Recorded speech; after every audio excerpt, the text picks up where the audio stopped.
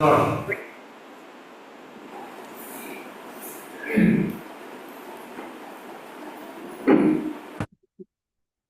വിളിയോടുള്ള ബന്ധത്തിൽ നമ്മൾ പുറപ്പാട് പുസ്തകത്തിൽ ഇങ്ങനൊരു വാക്യം വായിക്കുന്നുണ്ട്. പുറപ്പാട് പുസ്തകം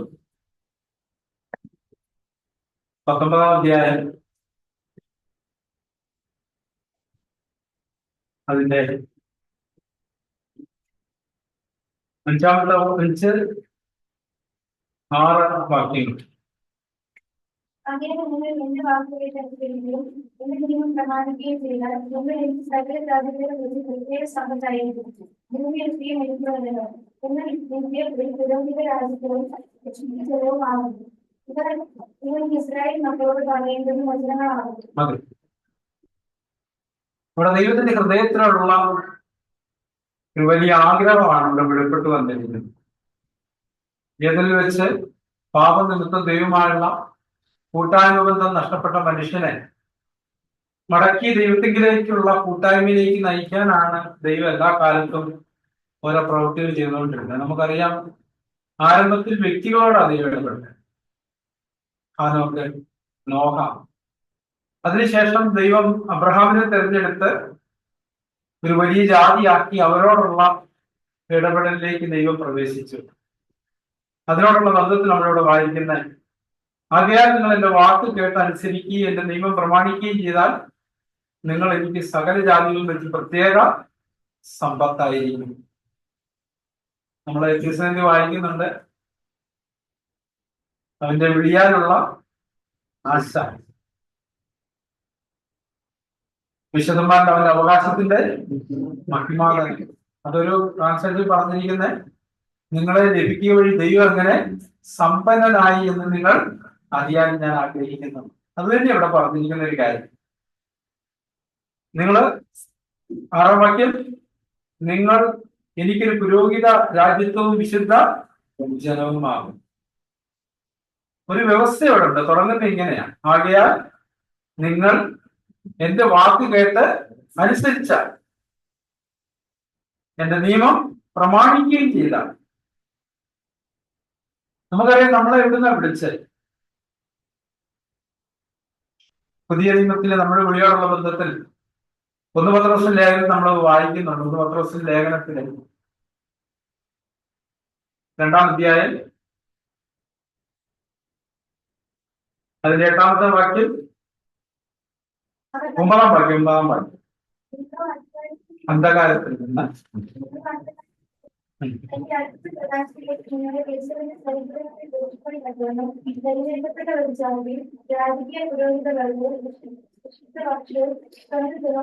മതി. ഇവിടെ പറഞ്ഞിരിക്കും, നിങ്ങളോ അന്ധകാരത്തിൽ നിന്ന് തന്റെ അത്ഭുത പ്രകാശത്തിലേക്ക് നിങ്ങളെ വിളിച്ചവന്റെ സൽഗുണങ്ങളെ ഘോഷിപ്പാൻ തക്കവണ്ണം. ഈ അന്ധകാരത്തിൽ നമ്മളെ വിളിക്കാന്ന് പറഞ്ഞാൽ എന്താ? നമ്മളെ കുറിച്ച് എഫെസ്യ ലേഖനം 5-ാം അധ്യായത്തിന്റെ 8-ാമത്തെ വാക്യത്തിൽ നമ്മളിങ്ങനെ വായിക്കുന്നു, എഫെസ്യർ 5:8, മുമ്പേ നിങ്ങൾ ഇരുളായിരുന്നു. എഫെസ്യർ 5:8, മുമ്പേ നിങ്ങൾ ഇരുളായിരുന്നു, ഇപ്പോഴോ കർത്താവിൽ വെളിച്ചമാകുന്നു. അതുപോലെ ഫിലിപ്പിയർലേഖനത്തില് നമ്മളിങ്ങനെ വായിക്കുന്നുണ്ട്, നിങ്ങളോ, ഫിലിപ്പിയർലേഖനം 2-ാം അധ്യായത്തിന്റെ 14-ാമത്തെ വാക്യത്തിൽ,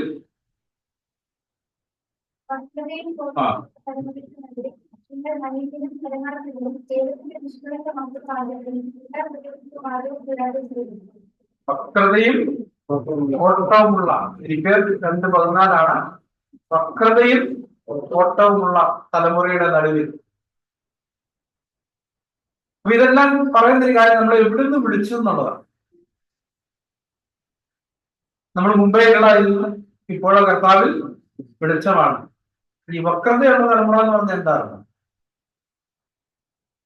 വക്രത ഇംഗ്ലീഷിൽ ബ്രൂക്കൺ എന്നാണ് പറഞ്ഞിരിക്കുന്നത്. ലൂക്കോസിന്റെ സുവിശേഷത്തില് സ്നാപകയോഹന്നാന്റെ വരവിനോടുള്ള ബന്ധത്തിൽ അവിടെ കൊടുത്തിരിക്കുന്ന ഒരു വാക്തത്വം, അതിന്റെ 3-ാം അധ്യായത്തിൽ നാലാമത്തെ വാക്യം, മരുഭൂമിയിൽ വിളിച്ചു പറയുന്നതിന്റെ വാക്കാൽ കർത്താവ് വഴി ഒരുക്കുകയും പാത നിരപ്പാക്കുകയും എല്ലാ താഴ്വരയും നീങ്ങുന്നവരും എല്ലാ മലയും കൊണ്ടും താഴും, വളഞ്ഞത് ചൊവ്വായി. അവിടെ ക്രൂക്കട്ട് എന്നുള്ള പദം വളഞ്ഞത്, വളഞ്ഞിരിക്കുന്നതൊക്കെ എങ്ങനെയാണ്? നേരെയാണ്. അപ്പൊ വക്രതയുള്ള തലമുറ എന്ന് പറഞ്ഞാൽ ഒരു വളഞ്ഞിരിക്കുന്ന തലമുറ, അവരെ എങ്ങനെ ആക്കണം? നേരെയാക്കണം. വക്രതയും കോട്ടവും എന്ന് പറഞ്ഞാൽ എന്താ? മലയാളത്തിൽ പറയുമ്പോൾ കോട്ടം എന്ന് പറയുമ്പോൾ ഇല്ല, നമ്മുടെ ഒരു പ്രത്യേക വേറെ തരത്തിൽ നമുക്ക് മനസ്സിലാകുന്നത്. പക്ഷെ പറഞ്ഞിരിക്കുന്ന പുറകോട്ട് തലതിരിഞ്ഞ തലമുറ എന്നാ പറയുക. തലതിരിഞ്ഞ തലമുറ എന്ന് പറഞ്ഞാൽ എന്താ? ദൈവം പോകണമെന്ന് ആഗ്രഹിക്കുന്ന വഴിക്ക് വിരുദ്ധമായി പോകുന്ന ഒരു തലമുറ. അപ്പൊ നമ്മളെ വിളിച്ചത് എന്തിനാണെന്നുള്ള കാര്യം നമുക്കറിയാം. നമ്മളെ ഒരു പ്രത്യേക സമ്പത്തായിരിക്കാനായിട്ടാണ് വിളിച്ചത്. ആ സമ്പത്ത് നമ്മൾ ആവണമെന്നുണ്ടെങ്കിൽ എന്ത് ചെയ്യണം? ദൈവത്തിന്റെ വചനങ്ങള് അനുസരിക്കണം. അപ്പൊ അതിനെ തെറ്റി കളയാൻ സാധാരണ എന്താ ചെയ്യുന്നത്?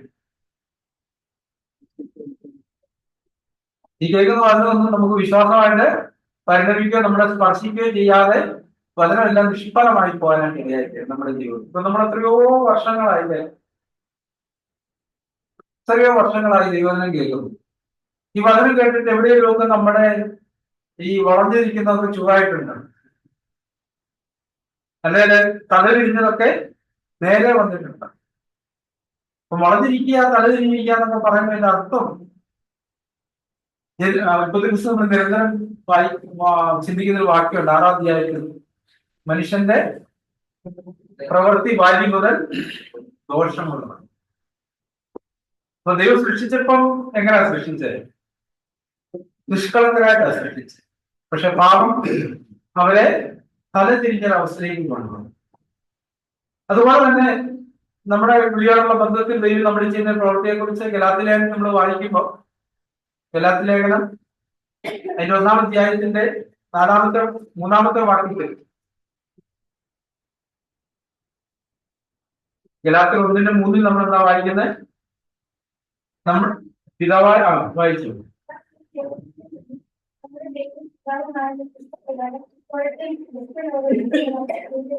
മതി. ഇവിടെ പറഞ്ഞിരിക്കുന്ന ഇപ്പോഴത്തെ ദുഷ്ടലോകം. ഈ ദുഷ്ടലോകം എന്ന് പറഞ്ഞാൽ എന്താ? എന്താക്കണം? അതിനെക്കുറിച്ച് യോഹന്നാൻ അപ്പോസ്തലൻ എഴുതുമ്പോൾ 5-ാം അധ്യായത്തിൽ, 5-ാം അധ്യായത്തിന്റെ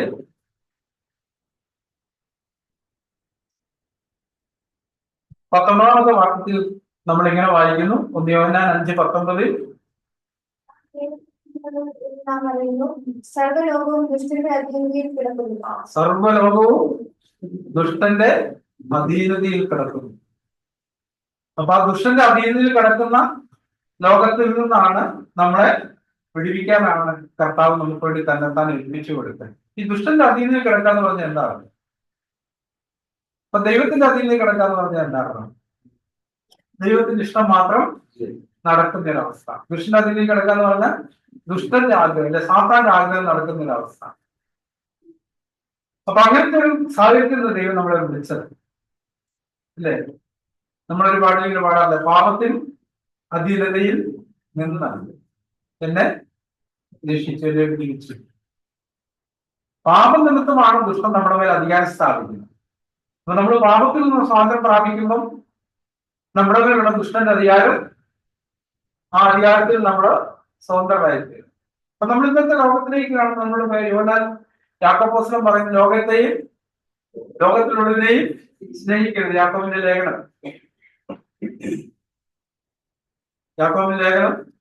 4-ാം അധ്യായം 4-ാം വാക്യം.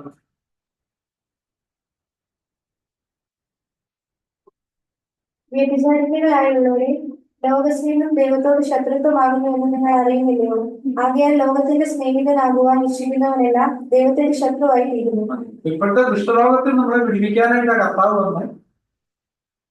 ഇവിടെ ആരെയാ വിളിയാമെന്ന് വിളിക്കുന്നത്? ദൈവമക്കളെ എന്നിട്ട് പറയുകയാണ്, ഈ ലോകത്തിന്റെ സ്നേഹിതനാവാൻ ഇച്ഛിക്കുന്നവരെല്ലാം ദൈവത്തിന്റെ ശത്രുവായി തീരുന്നു. ഇപ്പൊ നമ്മളെ എന്തിനാ ലോകത്തിൽ നിന്ന് വീണ്ടെടുത്തിരിക്കുന്നു? നമ്മളോട് കർത്താവ് പറഞ്ഞൊരു കാര്യം, മത്തായി സുവിശേഷം 5-ാം അധ്യായത്തിൽ നിങ്ങൾ ലോകത്തിന്റെ വെളിച്ചമാകുന്നു. മത്തായി 5-ന്റെ അപ്പൊ കർത്താവ് നമ്മൾ തെരഞ്ഞെടുത്തത് വെളിച്ചമായിരിക്കുകയാണ് ഈ അന്ധകാരം നിറഞ്ഞ ലോകത്ത്. അതിന്റെ 14-ാമത്തെ വാക്യമാണ് മത്തായി 5:14 നമ്മൾ വായിക്കുന്നത്. 14-15 വാക്യങ്ങളുടെ 16 വാക്യങ്ങളിൽ ലോകത്തിന്റെ വെളിച്ചമാകുന്നു. എടുത്തൊരു വായിച്ചോ. നിങ്ങൾ ലോകത്തിന്റെ വെളിച്ചമാകുന്നു. മലമേലിരിക്കുന്ന പട്ടണം മറിഞ്ഞിരിക്കാൻ കാണില്ല. വിളക്ക് കത്തിച്ച് പറയുന്നതിലല്ല കണ്ടിന്മേൽ എത്ര വെക്കുന്നത്, അപ്പോൾ അത് വീട്ടിലുള്ള എല്ലാവർക്കും പ്രകാശിക്കുന്നു. അങ്ങനെ തന്നെ മനുഷ്യർ നിങ്ങളുടെ നല്ല പ്രവൃത്തികളെ കണ്ട് സ്വർഗസ്നായ നിങ്ങളുടെ പിതാവിനെ മഹത്വപ്പെടുത്തേണ്ടത് നിങ്ങളുടെ വെളിച്ചം അവരുടെ മുന്നിൽ പ്രകാശിക്കട്ടെ. മത്തായി 5:14-15 വരാതെ വായിക്കുന്നത് നിങ്ങൾ ലോകത്തിന്റെ വെളിച്ചമാണ്. നമ്മുടെ കർത്താവിന്റെ വരവിനോട് നമുക്ക് യോഹന്നാന്റെ സുവിശേഷത്തിൽ വായിക്കുന്നത് അവന് ജീവൻ ഉണ്ടായിരുന്നു, ജീവൻ വെളിച്ചമായിരുന്നു, വെളിച്ചവരിൽ പ്രകാശിക്കുന്ന ഇരുളോ അതിനെ പിടിച്ചടക്കിയില്ല. അപ്പൊ കർത്താവ് നമ്മളോട് നിങ്ങൾ ലോകത്തിന്റെ വെളിച്ചമാണ്. അപ്പൊ നമ്മുടെ ആ വെളിച്ചം ഏതാ? നമ്മളുള്ള ദൈവിക സ്വഭാവമാണ് ലോകത്തിന്റെ വെളിച്ചം. അപ്പൊ നമ്മളുടെ ഒരു കാലത്ത് എന്ത് സ്വഭാവം ഉണ്ടായിരുന്നു? മുമ്പേ നാം എല്ലാവരും നമ്മുടെ ജഡമോഹങ്ങളിൽ നടന്നു. അങ്ങനെ രസമായിരുന്നു, നമ്മൾ ഇരുളായിരുന്നു. എഫെസ്യരിൽ പറഞ്ഞിരിക്കുന്നത് മുമ്പേ നിങ്ങൾ ഇരുളായിരുന്നു, ഇപ്പോൾ കർത്താവിൽ വെളിച്ചമാണ്. നമ്മളിൽ തന്നെ വെളിച്ചമില്ല. അപ്പൊ നമ്മളിൽ വെളിച്ചം ഉണ്ടാക്കാനാണ് കർത്താവ് എന്താ ചെയ്തത്? 2 Corinthians 4 നമ്മൾ എന്താ വായിക്കുന്നത്? ഇരുട്ടിൽ നിന്ന് വെളിച്ചം ഉദിക്കണമെന്ന് കൽപ്പിച്ച ദൈവം 2 Corinthians 4 നമ്മൾ ചെയ്ത പ്രവർത്തികൾ 2 Corinthians 6 അവിടെ പറഞ്ഞിരിക്കുന്ന ഒരു കാര്യം ഇങ്ങനെയാണ്.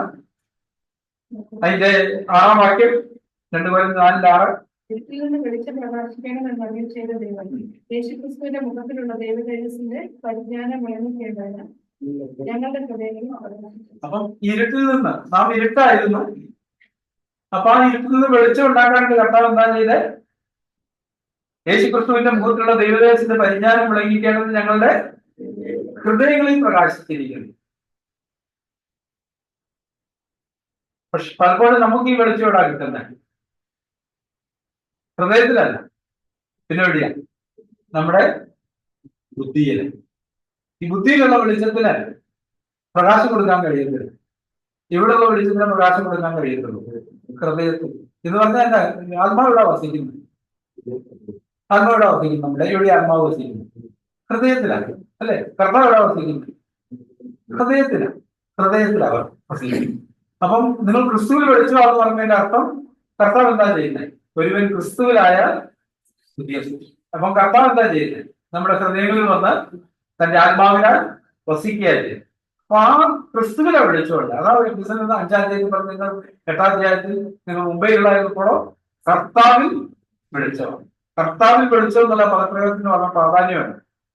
അതുകൊണ്ടാണ് നമ്മുടെ ഹൃദയങ്ങളിൽ ദൈവം തന്നെ പരിശുദ്ധാത്മാവിനാലാണ് കർത്താവ് വസിക്കുന്നത്. എന്നിട്ട് ഈ ആത്മാവിലുള്ള വെളിച്ചമാണ് ഇരുട്ടിൽ വെളിച്ചം പ്രകാശിക്കുന്നത് പറഞ്ഞ എന്താ അർത്ഥം? ആത്മാവിലുള്ള വെളിച്ചം പുറത്തേക്ക് വരുന്നിടത്താണ്, അല്ലെ ആത്മാവിലുള്ള ദൈവിക ജീവൻ പുറത്തേക്ക് വരുന്നിടത്താണ് മറ്റുള്ളവർക്ക് അത് വെളിച്ചമായി തീരുന്നത്.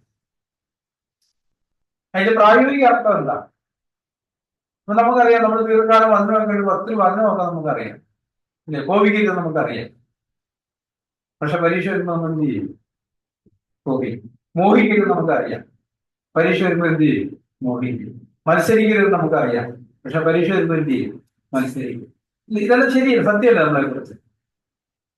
അപ്പൊ ഇതെല്ലാം ആണ് ഇരുളത്. നമ്മൾ ഒരു കാലത്ത് അങ്ങനെ ഇരുളായിരുന്നു, ഇപ്പോഴോ കർത്താവ് വെളിച്ചമാണെന്ന് പറഞ്ഞതിന്റെ അർത്ഥം ഇതാണ്. കഴിഞ്ഞ ആഴ്ച പറഞ്ഞൊരു കാര്യം ഉണ്ടായിരുന്നു. നമ്മൾ പാപം കൊണ്ട് മരിച്ചപ്പോൾ സംഭവിച്ചത് നമ്മുടെ വലതു കൈ നഷ്ടപ്പെട്ട പോലെ ആയിരുന്നു. അത് എത്ര പേര് അതിനകത്ത് അതിനുശേഷം വന്ന് സംസാരിച്ചതെന്ന് ആ കാര്യം സ്പർശിച്ച് കണ്ടില്ല. കാരണം അത് വളരെ പ്രധാനപ്പെട്ട ഒരു കാര്യം നമ്മൾ മനസ്സിലാക്കുന്നിടത്ത് ഞാൻ എന്ന് പറഞ്ഞാൽ നമ്മളറിയാം, പാപ നിമിത്തം ആത്മാവിലാണ് മനുഷ്യൻ മരിച്ചത്. മരിച്ചെന്ന് പറഞ്ഞാൽ എന്താ അർത്ഥം? അവനുള്ള ദൈവികീവൻ ദൈവീആത്മാവ് നഷ്ടപ്പെട്ടു.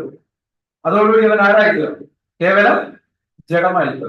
ജഡം എന്ന് പറഞ്ഞാൽ മൃഗങ്ങൾക്ക് തുല്യരാണ്. മൃഗങ്ങളെ നയിക്കുന്ന എന്തൊക്കെയാണ്? എന്താ മൃഗങ്ങളെ നയിക്കുന്ന ഒരു കാര്യങ്ങൾ? ഒന്ന് വിശപ്പാണ്, ഒന്ന് ദാഹം, പിന്നെ ലൈംഗിക ആസക്തി. അതിന് തിന്നാനും കുടിക്കാനും കിണ ചേരാനുള്ള അവസരം കിട്ടിയാൽ തൃപ്തരാണ്. അപ്പം ജഡത്തിന്റെ പ്രത്യേകത ഇത് തന്നെയാണ്. ജഡമായിരിക്കുന്ന ഒരു മനുഷ്യന് എന്തിനാ മുൻഗണന കൊടുക്കുന്നത്? തിന്നുക, കുടിക്കുക, ആനന്ദിക്കുക, നാളെ ശാകുന്തളം എന്ന് പറയുന്നത് 15-ാം തീയതിയിലാണ് പറഞ്ഞിരിക്കുന്നത്. അങ്ങനത്തെ ആ ഒരു മനുഷ്യനാണ് ജഡം എന്ന് പറയുന്നത്. അവൻ ആത്മാവ് വീണ്ടും ജനിക്കുമ്പം അവന്റെ മുൻഗണന വ്യത്യസ്തപ്പെട്ടു. എന്തെന്താ സംഭവിക്കുന്നത്? ദൈവത്തിന് 1-ാം സ്ഥാനം, അല്ലെങ്കിൽ ആത്മാവിന് 1-ാം സ്ഥാനം കൊടുക്കും. ആത്മാവിനുള്ള തൃപ്താണ്. ആത്മാവിനും വിശപ്പും ദാഹമൊക്കെ ഉണ്ട്. ആത്മാവിന് ചില ഇച്ഛകളൊക്കെയാണ്. ആത്മാവിന്റെ വിശപ്പ് എന്താ കേൾക്കുന്നത്? 1 ഇപ്പോൾ ജയിച്ച ശിശുക്കളെ പോലെ രക്ഷിക്കായി വളരുവാൻ ദൈവം നിന്ന മായമില്ലാത്ത പാലം കുടിപ്പാൻ വാഞ്ചിപ്പിക്കും. കർത്താവ് സാധാരണ തന്നെയാണ് പറഞ്ഞു. മനുഷ്യൻ അപ്പം കൊണ്ടല്ലെന്നല്ല പറഞ്ഞു, അപ്പം കൊണ്ട് മാത്രമല്ല എന്ന് പറഞ്ഞാൽ മനുഷ്യന്റെ ഭൗതികമായ ജീവിതത്തിന് അപ്പം ആവശ്യമുണ്ട്. പക്ഷെ രണ്ടാമത് പറയുന്നത് എന്താ? ദൈവത്തിന്റെ വായിൽ നിന്ന് വരുന്ന ഈ വചനം കൊണ്ട് എങ്ങനെയാ ജീവിക്കുന്നത്? അപ്പം കൊണ്ട് ജീവിക്കുന്നത് എങ്ങനെയാ നമുക്കറിയാം. രാവിലെ ഉച്ചയും വൈകുന്നേരവും സാധാരണ മനുഷ്യൻ ഭക്ഷണം കഴിച്ചാണ് ആരോഗ്യം നിലനിർത്തി ജീവിക്കുന്നത്. പക്ഷെ വചനം കൊണ്ട് എങ്ങനെയാ ജീവിക്കുന്നത്? അത് അനുസരിക്കാന്ന് പറഞ്ഞാൽ എപ്പോഴാ അത്? നമ്മുടെ ഉള്ളിലുള്ള ദാഹം എന്താണ്? ഇപ്പൊ നമ്മുടെ ശരീരത്തിന്റെ ദാഹവും വിശപ്പും പൂർത്തീകരിക്കാനാണ് നമ്മൾ ഭക്ഷണവും വെള്ളവും കഴിക്കുന്നത്. നമ്മുടെ ആത്മാവിന്റെ ദാഹവും വിശപ്പും തീർക്കാനാണ് നമ്മൾ ദൈവത്തിന്റെ വചനം ഭക്ഷിക്കുന്നത്, അല്ലെ അനുസരിക്കുന്നത്. അപ്പൊ നമ്മൾ സംഭവിക്കുന്ന ഒരു കാര്യം എന്താണെന്ന് ചോദിച്ചാൽ, നമ്മുടെ ദിനംപ്രതിയുള്ള ജീവിതത്തിൽ നമുക്ക് 2 നടപ്പുണ്ട്.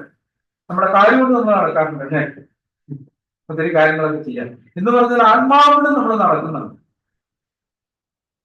ആ ആത്മാവിന് നടക്കുന്ന തലത്തിൽ നിന്നാണ് പലപ്പോഴും നമ്മൾ തെറ്റിപ്പോകുന്നത്. നമ്മളെങ്ങനെ നടന്ന് ശീലിച്ചത്? ജഡം കൊണ്ട് നടന്നാ ശീലിച്ചത്, ഇല്ലേ? ജഡത്തിനും മനോവികാരങ്ങൾക്കും ഇഷ്ടമായി ചെയ്തുകൊണ്ട് പ്രകൃതിയാൽ കോപത്തിന്റെ മക്കളായിരുന്നു. അപ്പൊ നമ്മൾ വീണ്ടും ജനിച്ചതിന് ശേഷം ആത്മാവിനെ നമ്മൾ വീണ്ടും ജനിപ്പിച്ചു. ഇത് നമ്മൾ എങ്ങനെ ജീവിക്കേണ്ടേ? ആത്മാവിനെ അനുസരിച്ച് ജീവിക്കണം. അന്നേരം നമ്മൾ എന്ത് ചെയ്യണം? ആത്മാവിനെ അനുസരിച്ച് നടക്കുമ്പോൾ നമ്മുടെ ജഡത്തെ അനുസരിച്ച് നടക്കാൻ പാടില്ല. ഞാൻ നേരത്തെ പറഞ്ഞല്ലോ, നമ്മൾ ആ പാപനിമിത്തം മനുഷ്യന്റെ വലുതേ നഷ്ടപ്പെട്ട പോലെയാണ്. പിന്നെ അവൻ ഇടതുകൈയുണ്ടാകും ജീവിച്ചോട്ടുണ്ട്. അവന് ചിന്തയും വികാരങ്ങളും പ്രവൃത്തിയെല്ലാം ഈ ജഡത്തിൽ നിന്ന് വരുന്നതാണ്. പക്ഷെ വീണ്ടും ജനിക്കുമ്പോൾ ദൈവം എന്താ തിരിച്ചു തരുന്നത്? ആത്മാവിനെ തിരിച്ചു തരും. അല്ലെ നമുക്ക് വലുതേ തിരിച്ചു കിട്ടുന്നു. എന്തിനു വേണ്ടിയിട്ടാണ് ഈ ആത്മാവിനെ തന്നിരിക്കുന്നത്? ഇനി നമ്മുടെ ഈ ആത്മാവിനെ അനുസരിച്ച് മാത്രമേ നടക്കാൻ പാടുള്ളൂ. ആത്മാവിനെ അനുസരിച്ച് മാത്രം. അപ്പൊ ആത്മാവ് കൊണ്ട് എങ്ങനെയാണ് നടക്കുന്നത്? ദൈവത്തിന്റെ വചനം കൊണ്ടാണ്. ലേഖനത്തിൽ 1-3-ാം അധ്യായത്തിൽ അപ്പോസ്തലൻ അവർക്ക് ലേഖനത്തിൽ ഇങ്ങനെ എഴുതി: നിങ്ങളുടെ ഇടയിൽ ഈർഷ്യയും പിണക്കവും ഇരിക്കെ നിങ്ങൾ ജഡികന്മാരും ശേഷം മനുഷ്യരും. ലോകത്തിൽ നമ്മൾ വീണ്ടെടുത്താൽ നമ്മൾ അന്നേരം അവരോട് പറയുന്നത് എന്താ? നിങ്ങൾ ഇപ്പോഴും ജീവിക്കുന്ന ലോകക്കാരെ പോലെയാ എന്ന് പറഞ്ഞാൽ നിങ്ങളുടെ ഇടയിൽ എന്തുണ്ട്? ഈർഷ്യയും പിണക്കവും. കുറഞ്ഞ സഭയോടാണ് അത്. അപ്പൊ അവരോട് പറഞ്ഞു, നിങ്ങൾ അങ്ങനെ ഈർഷ്യയും പിണക്കവും നിങ്ങളുടെ ഇടയിലുണ്ട്. നിങ്ങൾ ആരാ? ശേഷം മനുഷ്യരെ പോലെ. നിങ്ങൾക്കൊരു വ്യത്യാസവും ഇല്ല. അപ്പം ഇസ്രായേലിനോട് പറഞ്ഞത് ഇത് തന്നെയായിരുന്നു. നിങ്ങൾ പ്രമാണങ്ങൾ അനുസരിച്ച് നടക്കുമെങ്കിൽ നിങ്ങൾ എനിക്കൊരു സമ്പത്തായിരിക്കും. അനുസരിക്കുന്നില്ലെങ്കിലോ നിങ്ങൾ ശേഷം മനുഷ്യരെ പോലെയാ, ലോകക്കാരെ പോലെ. നിങ്ങളെ വ്യത്യസ്തരാക്കുന്ന ഒരു കാര്യം എന്താ? ഈ വചനം അനുസരിച്ച് നടക്കുന്നതാണ് നമ്മളെ വ്യത്യസ്തരാക്കുന്നത്. അപ്പൊ നമ്മൾ ഒരു കുടുംബത്തിൽ എടുത്ത് നോക്കാം. കുടുംബത്തിൽ വചനം അനുസരിച്ച് നടക്കാന്ന് പറഞ്ഞാൽ എന്താ അർത്ഥം? നമ്മൾ ഇതുവരെ നടന്നുകൊണ്ടിരുന്നത് എന്താ? ജഡത്തെ അനുസരിച്ച് നമ്മൾ കുടുംബത്തിൽ നടന്നുകൊണ്ടിരുന്നത്. അപ്പൊ നമ്മുടെ എല്ലാ ഇഷ്ടവും ഭാര്യ ചെയ്യുകയാണ്. വലിയ സ്നേഹവും കൂട്ടായ്മയും ഐക്യതയൊക്കെയാണ്. അപ്പൊ നമ്മുടെ ഇഷ്ടത്തിന് വിരുദ്ധമായിട്ടിരിക്കുകയാണല്ലോ. സ്നേഹമൊക്കെ പോകും, കൂട്ടായ്മയൊക്കെ പോകും, ഐക്യതയൊക്കെ പോകും. നമ്മൾ എന്ത് ചെയ്യും? ഒരു പോരാട്ടത്തിലോട്ട് വരും. നമ്മുടെ ഭാവി ജീവിതത്തിന്റെ അനുഭവം അതാണ്. പക്ഷെ ഇന്നും നമ്മൾ അങ്ങനെ ആണെങ്കിൽ അത് കാണിക്കുന്നത് എന്താ? നമുക്കൊരു വ്യത്യാസം വന്നിട്ടില്ല. നമ്മളിപ്പം ജഡികന്മാർക്ക് ശേഷം മനുഷ്യൻ പോലെ നടക്കുന്നവരുമാണ്. അപ്പൊ നമ്മൾ ആത്മാവിന്റെ തലത്തിൽ നിൽക്കുമ്പോൾ നമുക്ക് ജഡത്തിൽ നിന്ന് എന്തേ വരുള്ളൂ? ജഡത്തിൽ നന്മയില്ല, തിന്മയും പാവം മാത്രമേ ജഡത്തിലുള്ളൂ. ആത്മാവിൽ എന്താ ഉള്ളത്? ജീവനും വിശുദ്ധിയും മാത്രമേ ഉള്ളൂ. അവിടെ ഒരു തിന്മയില്ല. പിള്ളേർ വാക്യം പറഞ്ഞു അറിഞ്ഞില്ല. സഹോദരനെ സ്നേഹിക്കാത്തവനെല്ലാം കൊലപാതകനാണ് എന്ന് പറഞ്ഞതിന്റെ അർത്ഥം എന്താണ്? അവനിൽ വസിക്കുന്ന ആരാണ്? കൊലപാതകൻ ആരാ? സാത്താനാണ്. ആ സാത്താന്റെ ആത്മാവിൽ നമ്മൾ സഹോദരനെ പഴിക്കുമ്പോ, അല്ലെ ഭാര്യയെ പഴിക്കുമ്പോ, ഭർത്താവിനെ പഴിക്കുമ്പോ, കുഞ്ഞുങ്ങളെ പഴിക്കുമ്പോ നമ്മളിൽ വസിക്കുന്ന ആരാ? നമ്മളാരാണ്? കൊലപാതകനും. ഒരു കൊലപാതകനും നിത്യജീവനുള്ളിൽ ശേഷിച്ചിരിക്കില്ല. അപ്പൊ നിത്യജീവനുള്ള ഒരാളെന്താ ചെയ്യുന്നത്? പഴിക്കത്തില്ല. പിന്നെന്ത് ചെയ്യും? ആത്മാവിന്റെ ഫലം എന്തൊക്കെയാണ്? ആത്മാവിന്റെ ഫലം സ്നേഹം, സന്തോഷം. അപ്പൊ ആ സ്നേഹം എന്ന് പറയുമ്പോൾ 9 ഗുണങ്ങളാവുന്നത്. ആ സ്നേഹം എന്ന് പറയുമ്പോൾ എന്താണ്? 1:10 പറയുന്നത് സ്നേഹം ദീർഘമായി. അപ്പൊ ഒരാളിൽ ആത്മാവ് വസിക്കുന്ന ഒരാളെങ്കിൽ ദീർഘമായി ക്ഷമിക്കും. ദീർഘമായി ക്ഷമിക്കാന്ന് പറഞ്ഞാൽ എന്താണ്? ക്ഷമയിൽ തുടരും. അതിന്റെ അർത്ഥമല്ല. ആത്മാവ് നമ്മുടെ ഉള്ളിൽ വസിക്കുമ്പോൾ നമുക്ക് ഇഷ്ടമല്ലാത്ത പലതും കാണുന്ന ഒരാളോടുള്ള ബന്ധത്തിൽ നമ്മൾ എന്ത് ചെയ്തുകൊണ്ടിരിക്കും? ക്ഷമിച്ചുകൊണ്ടിരിക്കും. പക്ഷെ അന്നേരം നമ്മുടെ എതിർപ്പുണ്ട്. എവിടുന്ന് എതിർപ്പ് വരും? നമ്മുടെ ജഡത്തിൽ നിന്ന്. ജഡം നമ്മുടെ കാലിൽ, നമ്മുടെ ബുദ്ധിയിൽ നിന്ന് എതിർപ്പ് വരും. നമ്മുടെ ബുദ്ധി എന്നോട് എന്ത് പറയും? അങ്ങനെ ക്ഷമിക്കാൻ തുടങ്ങിയാൽ ശരിയാകും. ആൾ വഴിതെറ്റി പോവുകയാണ്. ഇപ്പൊ കർത്താവ് നമ്മളെ വീണ്ടെടുക്കാനായിട്ട് എന്താ ചെയ്തത്? ശത്രുക്കളായിരിക്കുമ്പോൾ തന്നെ നമ്മളെ സ്നേഹിച്ചു. സാമാന്യം നമ്മളതാ വായിക്കും. ക്രിസ്തു നാം പാപികളായിരിക്കുമ്പോൾ തന്നെ നമ്മളെ സ്നേഹിക്കാൻ ദൈവത്തിന് നമ്മളോടുള്ള സ്നേഹത്തെ. അപ്പോൾ കർത്താവ് സംശയിച്ചു, ഞാൻ അങ്ങനെ സ്നേഹിക്കാൻ പോയാൽ ഇവർ തെറ്റിപ്പോകുന്ന ചിന്തിച്ചിട്ടാണോ കർത്താവ് സ്നേഹിച്ചത്? എപ്പോഴാ സ്നേഹിച്ചത്? നമ്മൾ പാപികൾ ആയിരിക്കുമ്പോൾ തന്നെ.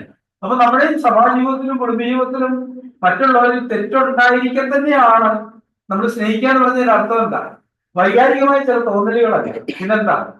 ഒന്ന് ദീർഘമായി ക്ഷമിക്കുന്നു, രണ്ടാമത് ദയ കാണിക്കുന്നു. ദയ, കരുണ, ഇതെല്ലാം ഒന്നാണ്. ദയ കാണിക്കാന്ന് പറഞ്ഞാൽ എന്താണ്? ഇവിടെ കരുണ കാണിക്കാന്ന് പറഞ്ഞാൽ എന്താണ്? നമ്മൾ പറഞ്ഞത് എബ്രാഹിത്തിൽ നമ്മൾ വായിക്കുന്നത്. അതുകൊണ്ട് കരുണ ലഭിക്കാനും തത്സമയത്ത് സഹായങ്ങൾ കൃപാനുമായിട്ട് ധൈര്യത്തോടെ കൃപാസനത്തിലേക്ക് അടുത്ത് ചെല്ലുക. അപ്പൊ ആർക്കും അങ്ങനെ ധൈര്യത്തോടെ ചെല്ലാൻ പറ്റില്ല. ആ കൃപാസനത്തിൽ എന്താണ് നമുക്കുള്ളത്?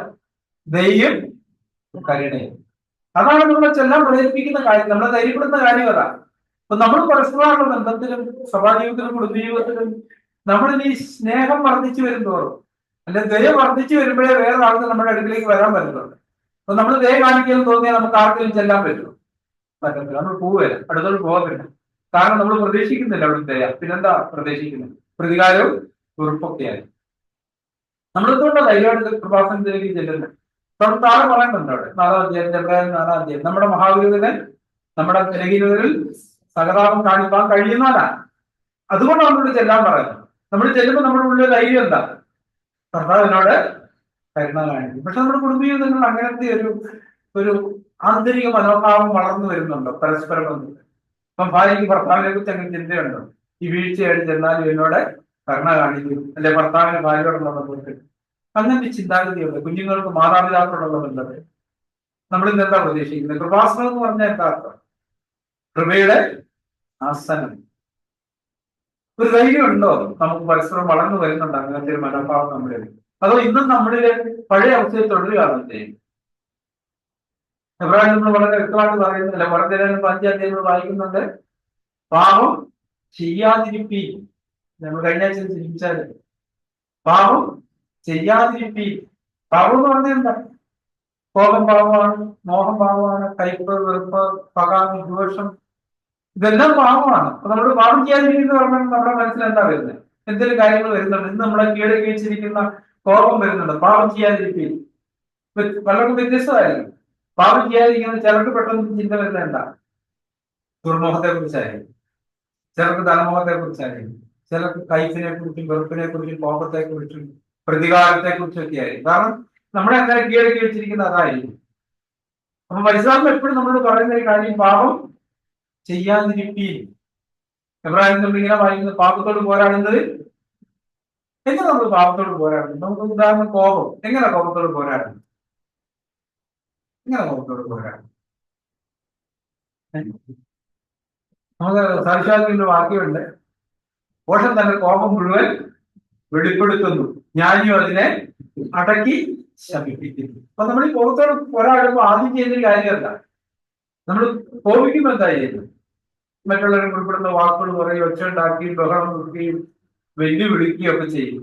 അപ്പൊ നമ്മൾ ആ കോപമാണ് പാപത്തോട് പോരാടുമ്പോൾ ഒന്നാമത്തെ പടി എന്താ? നമ്മുടെ നാവിനെ നിയന്ത്രിക്കുന്നു. നിങ്ങളുടെ വായി നാകാത്തൊന്നും.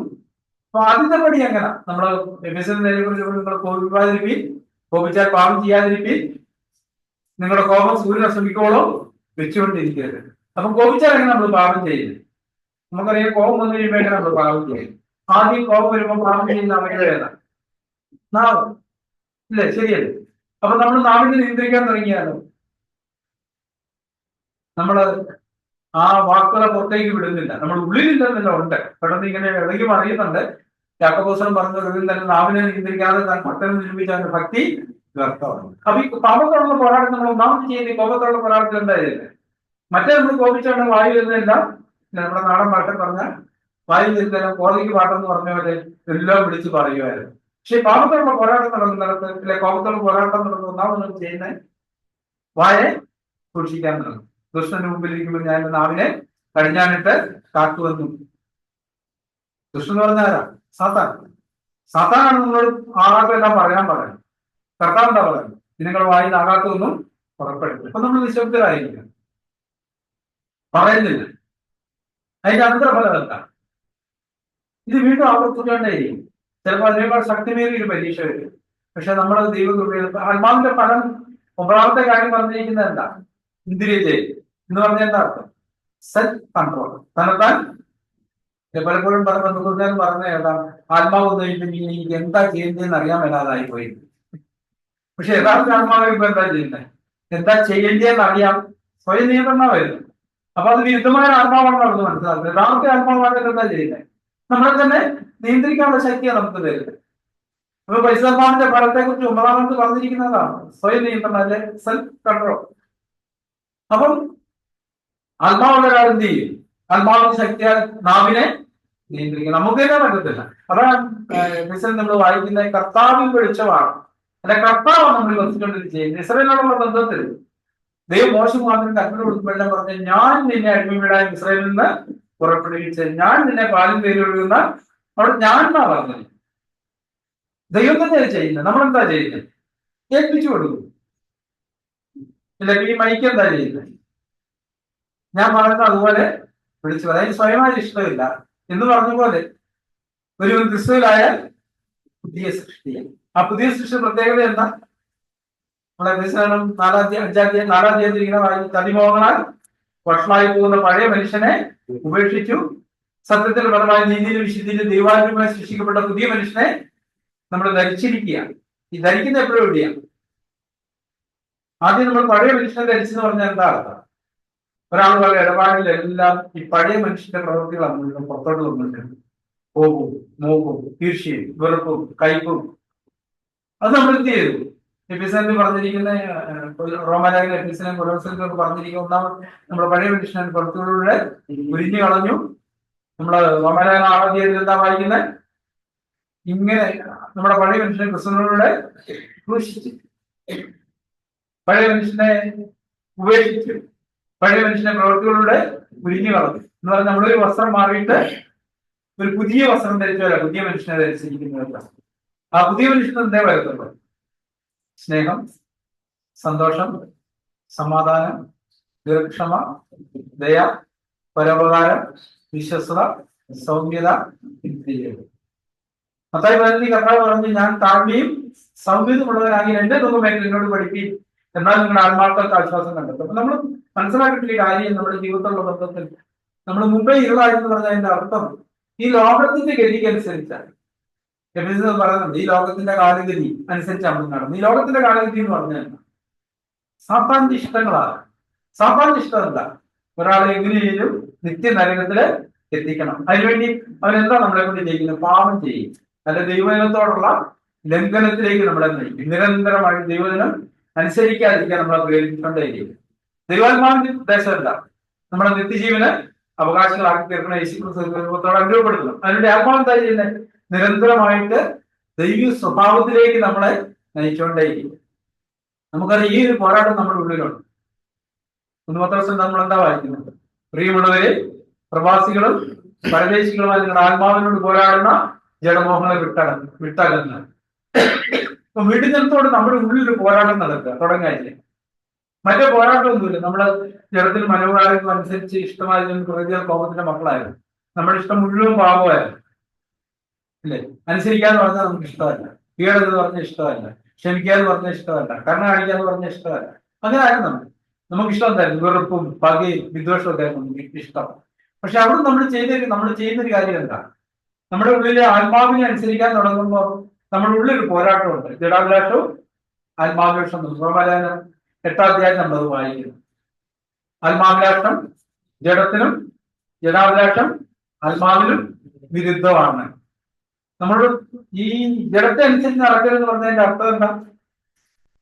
ജഡാഭിലാഷം അനുസരിച്ച് നടക്കരുത്. അപ്പൊ ജഡത്തിൽ നമ്മളോട് നോക്കി മോഹിക്കാനാ പറയുന്നത്. ആത്മാവെന്താ പറയുന്നത്? സ്ത്രീയെ മുഖത്തോടെ നോക്കുന്നതിന്റെ അവളോട് ഹൃദയം കൊണ്ട് വിചാരം ചെയ്ത് പോയി. അപ്പൊ ആത്മാവ് എപ്പോഴും ഈ വചനം കൊണ്ടാ ജീവിക്കുന്നത്. വചനം കൊണ്ടാ നടക്കണം. വചനത്തിന്റെ വഴിയിൽ ആത്മാവ് നടക്കണം. ജഡം എപ്പോഴും പാപത്തിന്റെ വഴിയിൽ നടക്കണം. അപ്പൊ നമ്മുടെ തിരുപ്പതിയുള്ള പോരാട്ടത്തിൽ ദൈവാത്മാവ് നമ്മളെ കാണിച്ചു തരുന്ന കാര്യം എന്താണ്? ഈ പാപത്തെയാണ് കാണിച്ചത്, നമ്മുടെ പാപങ്ങളെയാണ് കാണിച്ചത്. പക്ഷെ നമ്മുടെ ഒരു പ്രശ്നം എന്താണെന്ന് വെച്ചാൽ നമ്മൾ ഇപ്പം ഭർത്താവ് ഒരിക്കലും തന്റെ പാവമല്ല കാണുന്നത്. പിന്നെ ആരുടെ പാവം കാണുന്നത്? ഭാര്യയാണ്. ഭർത്താവിന്റെ പാവം എന്ന് പറഞ്ഞാൽ എന്താ? ഭർത്താവിന് കൊടുത്ത കൽപ്പനകളെ ലംഘിക്കുന്ന. ഭർത്താവിന് കൊടുത്തിരിക്കുന്ന കൽപ്പന എന്താ? ഭർത്താക്കന്മാരെ നിങ്ങളുടെ ഭാര്യമാരെ സ്നേഹിപ്പിന്, അവരോട് കയ്പായിരിക്കരുത്. ക്രിസ്തു സഭയെ സ്നേഹിച്ച പോലെ ഭാര്യമാരെ സ്നേഹിക്കണം. അവർ ബലഹീന മാത്രമായതുകൊണ്ട് അവർക്ക് ബഹുമാനം കൊടുക്കണം. അപ്പൊ എന്നോട് അതേ പറഞ്ഞിട്ടുള്ളൂ. അപ്പൊ നമ്മൾ മനസ്സിലാക്കുന്ന ഒരു കാര്യം, ഒരു ടീം വർക്ക് എന്ന് പറഞ്ഞാൽ എന്താ? ഓരോരുത്തരെ ഏൽപ്പിച്ച കാര്യങ്ങൾ അവരവരെ ചെയ്യാന്നുള്ളതാണ്. അന്നേരം അവർ മനോഹരമായിരിക്കുക. അതിനു പകരം ഓരോരുത്തരും മറ്റവരെ കൂടി ചെയ്യാൻ ശ്രമിച്ചാൽ, എന്നോട് പറഞ്ഞാൽ ചെയ്യുന്നില്ല, എന്നിട്ട് വേറെ ആളുകളെ കൊണ്ട് ആ ആള് പറഞ്ഞ് ചെയ്യിക്കാൻ ശ്രമിക്കുന്നു എന്ന് പറഞ്ഞ ഭർത്താവ് എന്നുള്ളവർ എന്നോട് പറഞ്ഞാൽ അനുസരിക്കുന്നില്ല, ഞാൻ ഭാര്യയെ കൊണ്ട് അനുസരിപ്പിക്കാൻ ശ്രമിക്കുക. എന്താ ഭാര്യ നിന്നോട് പറയുന്നത്? എന്റെ ഭർത്താക്കന്മാർക്ക് കീഴടങ്ങിയിരിക്കും. ഭർത്താക്കന്മാരെ ബഹുമാനിപ്പീൻ, ഭർത്താക്കന്മാരെ ഭയപ്പെടുവീൻ. അപ്പൊ ആണ് ആരോട് പറഞ്ഞതാ? ഭാര്യയോട് പറഞ്ഞൊരു കാര്യം. ഇപ്പൊ നമുക്കറിയാം, ഉദാഹരണം ഞാൻ പറയാം. ഒരു ബസ് ഓടിക്കുമ്പം സാറിന് ഡ്രൈവറും കണ്ടക്ടറും ഉണ്ടാകും. അപ്പൊ ഡ്രൈവറുടെ ചുമതല എന്താ? വണ്ടി ഓടിക്കുക. കണ്ടക്ടർ ടിക്കറ്റ് കൊടുത്ത് പൈസ മേടിക്കുക. അപ്പൊ ഡ്രൈവർ ആ സീറ്റിലേക്ക് കയറുന്നില്ല, കണ്ടക്ടറെ കൊണ്ട് പണി എടുപ്പിക്കാൻ ശ്രമിക്കാതെ വിചാരിക്കും. നീ പോയി ടിക്കറ്റ് ഒക്കെ മേടിച്ച് കാശൊക്കെ മേടിച്ച് ബാഗിലിടന്നൊക്കെ പറഞ്ഞ് പുള്ളി വണ്ടി ഓടിക്കുന്നില്ലെങ്കിലാണ് വല്ലതും നടക്കുമോ എന്ന് പറഞ്ഞല്ലേ? ഭർത്താവിനോട് പറഞ്ഞ കാര്യത്തിൽ ഭർത്താവ് ചെയ്തു. അപ്പൊ ഡ്രൈവറുടെ കാര്യം തന്റെ ജോലി ചെയ്യുക, വണ്ടി ഓടിക്കുക എന്നുള്ളതാണ്. വണ്ടി ഓടിച്ചുകൊണ്ടിരിക്കുന്നു. കണ്ടക്ടർ എന്ത് ചെയ്യുന്നു? തന്നെ ഏൽപ്പിച്ച പ്രവൃത്തി ചെയ്യുന്നു. അങ്ങനെ ആകുമ്പോൾ എന്താ സംഭവിക്കുന്നത്? അതിന്റെ അനന്തരപരമായിട്ട് കാര്യം വളരെ മനോഹരമായിട്ട് ചെയ്യുന്നു. ഇപ്പൊ എന്ന് പറഞ്ഞാല് ഭർത്താവിനോട് എന്താ പറഞ്ഞിരുന്നു? ഭാര്യമാരെ അനുസരിപ്പിക്കാൻ പറഞ്ഞിട്ടുണ്ടോ? കീഴടക്കാൻ പറഞ്ഞിട്ടുണ്ടോ? ഇല്ല. പിന്നെന്താ പറഞ്ഞു? ഭാര്യമാരെ സ്നേഹിക്കുന്നവരോട് കൈപ്പായിരിക്കുന്നത്. അപ്പൊ ഞാൻ എന്നെ ഏൽപ്പിച്ച ഡ്യൂട്ടി ചെയ്യുന്നു. കർത്താവ് ഒരിക്കലും ഉദാഹരണം പറഞ്ഞപ്പം ഒരു വേലക്കാരൻ ഉദാഹരണം പറഞ്ഞു. വൈകുന്നേരം വരെ പറമ്പിലൊക്കെ പണിതിട്ട് വരുമ്പം യജമാനൻ എന്നോട് എന്താ പറഞ്ഞത്? നീ ആദ്യം പോയി ഭക്ഷണം ഉണ്ടാക്കി എനിക്കിതാ, പിന്നെ നീ പോയി കഴിച്ചോളാൻ. അപ്പൊ അത് ചെയ്തിട്ട് ദാസന് എന്ത് പറയണമെന്ന് പറഞ്ഞു? ഞാൻ ചെയ്യേണ്ടതേ ചെയ്തിട്ടുള്ളൂ ഇല്ലേ എന്ന് പറഞ്ഞൊരു ഭർത്താവ് എന്നുള്ള നിലയിൽ നമ്മളെ ഏൽപ്പിച്ച ദൗത്യം എന്താ? ഇല്ലെ കുഞ്ഞുങ്ങൾക്ക് കൊടുത്തിരിക്കുന്ന ദൗത്യം എന്താ? നിങ്ങളുടെ അപ്പനെയും അമ്മയെയും ബഹുമാനിക്കുക, അനുസരിക്കുക. മാതാപിതാക്കളോട് പറഞ്ഞിരിക്കുന്നു, പ്രത്യേകിച്ച് പിതാക്കന്മാർ, നിങ്ങളുടെ മക്കളെ കോപിപ്പിക്കാതെ കർത്താൻ ബാലശിക്ഷയിലും പത്യോപദേശത്തിലും ഒരുക്കി വളർത്തുക. അപ്പൊ നമ്മളെ ഏൽപ്പിച്ച കാര്യം ചെയ്യുക എന്നുള്ളതാണ്. പക്ഷെ സാധാരണ നമ്മളോട് പറയുന്നത് എന്താ? നീ ഒന്നും ചെയ്യണ്ട, മറ്റവരെ കൊണ്ട് ചെയ്യിക്കാനാണ്. അതിന്റെ അനന്തരഫലം എന്താ? എന്തുകൊണ്ടാണ് കുടുംബത്തിൽ അസമാധാനം വരുന്നത്? അപ്പൊ നമ്മളെ വിളിച്ചിരിക്കുന്ന എന്താ? കർത്താവ് ഇങ്ങനെ പറഞ്ഞു, സമാധാനം ഉണ്ടാക്കുന്നവർ ഭാഗ്യവാന്മാർ, അവർ ദൈവത്തിന്റെ പുത്രന്മാരെന്ന്. എങ്ങനെ സമാധാനം ഉണ്ടാക്കുന്നത്? അസമാധാനം ഉണ്ടാക്കുന്നത് എങ്ങനെ? അതാ നമുക്ക് തിരിച്ചറിയാൻ എളുപ്പം ഇല്ലേ? ഈ പറഞ്ഞ് ഭാര്യയെ നന്നാക്കാൻ ശ്രമിക്കുക, ഭാര്യ ഭർത്താവിനെ നന്നാക്കാൻ ശ്രമിക്കുക. അപ്പൊ എന്തുണ്ടായിരിക്കും? സ്വാഭാവികമായിട്ടും അസമാധാനം ഉണ്ടാകും. ഇനി സമാധാനം എങ്ങനെ ഉണ്ടാക്കുന്നത്? ഭർത്താവിനോട് പറഞ്ഞ ഭർത്താവും ഭാര്യയോട് പറഞ്ഞ് ഭാര്യയും ചെയ്താൽ എന്തുണ്ടാവും? സമാധാനം ഉണ്ടാകും. ഇത് എങ്ങനെ സമാധാനം ഉണ്ടാകും? ഒരു ദിവസം ഭാര്യ തീരുമാനിക്കുക, ഇന്ന് തൊട്ട് ഞാൻ പറയുന്നൊക്കെ ഞാൻ അനുസരിക്കാൻ പോകാം, ഞാൻ തർക്കുത്തരവോ വേണ്ടാത്തൊന്നും പറയത്തില്ല. അപ്പൊ സാധാരണ ഇങ്ങോട്ട് വരാൻ പറയുമ്പോൾ എനിക്കിപ്പോ നേരെ ഇല്ലെന്ന് പറഞ്ഞിട്ട് സൗകര്യം പെട്ടെന്ന് ഒരു ദിവസം ഓടി വരും, എന്തിനാ വിളിച്ച്. അപ്പൊ എന്താ? അപ്പൊ വരാതിരിക്കുമ്പോ എന്താ ഉണ്ടാകുന്നത്? അസമാധാനം ഉണ്ടാവും അല്ലേ? വിളിച്ചിട്ട് നീ എന്തി അടി, എന്നെ എടുക്കുകയടി ഇല്ലേ എന്നൊക്കെ പറഞ്ഞ് വീഴ്ച വെച്ചപ്പാടും അസമാധാനം ഉണ്ടാകും. പക്ഷെ ആ ഭാര്യ അനുസരിക്കാൻ തീരുമാനിച്ച് എന്തിനാ എന്നെ വിളിച്ചെന്ന് ചോദിച്ച് വരുന്നവരോട് എന്തുണ്ടായി? സമാധാനം ഉണ്ടാകാനുള്ള ആരംഭം ഉണ്ടായി. അല്ലെ ഭാര്യയ്ക്ക് വീഴ്ച വന്നു. സാധാരണ ഭർത്താവ് ഉണ്ടായിരുന്നു, അടുക്കളയിൽ ഒരു പാത്രം വീഴുന്ന ഒച്ച കേട്ടു, എല്ലാം നശിപ്പിക്കാൻ വേണ്ടി എന്നൊക്കെ ചോദിച്ചൊരു ഒച്ചപ്പാടും അല്ലെ കുഞ്ഞുങ്ങളുടെ കയ്യിൽ. നമ്മളൊക്കെ അങ്ങനെ ആയിരുന്നു, അങ്ങനെ ആണ്. പക്ഷെ ദൈവം നമ്മളെ കുറിച്ച് ആഗ്രഹിക്കുന്നത് എന്താ? ക്ഷമിക്കാന്ന് പറഞ്ഞാൽ എന്താ അർത്ഥം? ആ ഒച്ചയൊക്കെ കേട്ടിട്ടും മിണ്ടാതിരിക്കുന്നു, പ്രതികരിക്കുന്നില്ല. അപ്പൊ ഭാര്യ വിചാരിക്കും ഞാൻ എന്ത് പറ്റി, മറ്റേതിങ്ങനെ ഒച്ച കേട്ടിട്ടുണ്ട് വലിയ ബഹളവും ഒച്ചപ്പാടൊക്കെ ഉണ്ടാകും, നമ്മൾ മിണ്ടുന്നില്ലല്ലോ അല്ലേ? എന്താ അതിനെ അങ്ങനെ തുടങ്ങണേ എന്ത് വേണം? നമ്മുടെ ഉള്ളിൽ ഒരു ജീവന്റെ പ്രവൃത്തി ആരംഭിക്കണം, അനുസരണത്തിന്റെ പ്രവൃത്തി. നമ്മൾ ക്ഷമിക്കുക അല്ലേ, കരുണ കാണിക്കുക. അവിടെ പറഞ്ഞ ക്ഷമയോട് സ്നേഹം ദീർഘമായി. നമ്മളൊക്കെ ഒരു പരിധി വെക്കാറുണ്ട്, എത്ര പ്രാവശ്യം ക്ഷമിക്കും? 2 3. അത് കഴിയുമ്പോൾ എന്താ പറയും? എന്റെ തനി സ്വഭാവം ഞാൻ കാണിക്കുന്നു. പക്ഷെ ഈ പ്രതിമാനത്ത് ഇസ്രായേലിനോടുള്ള ബന്ധം ദൈവം എന്താ ചെയ്തത്? ഒരിക്കൽ ദൈവം പറഞ്ഞു, ഇപ്പൊ 10 പ്രാവശ്യം എന്നോട് മത്സരിച്ചു, അതുകൊണ്ട് ഇവർ ഒരെണ്ണവും കനാനിൽ പ്രവേശിക്കുന്നില്ല, ഞാൻ ഇവരെ മരുഭൂമിയിൽ നശിപ്പിച്ചു. കറക്റ്റ് കണക്കാണല്ലോ. 10 പ്രാവശ്യം എന്നെ പരീക്ഷിച്ചു, എന്നോട് മത്സരിച്ചു. ന്യായപ്രമാണം അനുസരിച്ച് നടക്കാന്ന് പറഞ്ഞതിന്റെ അർത്ഥം എന്താ? ഒത്തിരി കൽപ്പനകൾ അനുസരിച്ച് നടക്കുക. തൊടരുത്, പിടിക്കരുത്, രുചിക്കരുത്. കൊലോസ്യനിൽ പറയുന്നുണ്ട്. കൊലോസ്യലേഖനം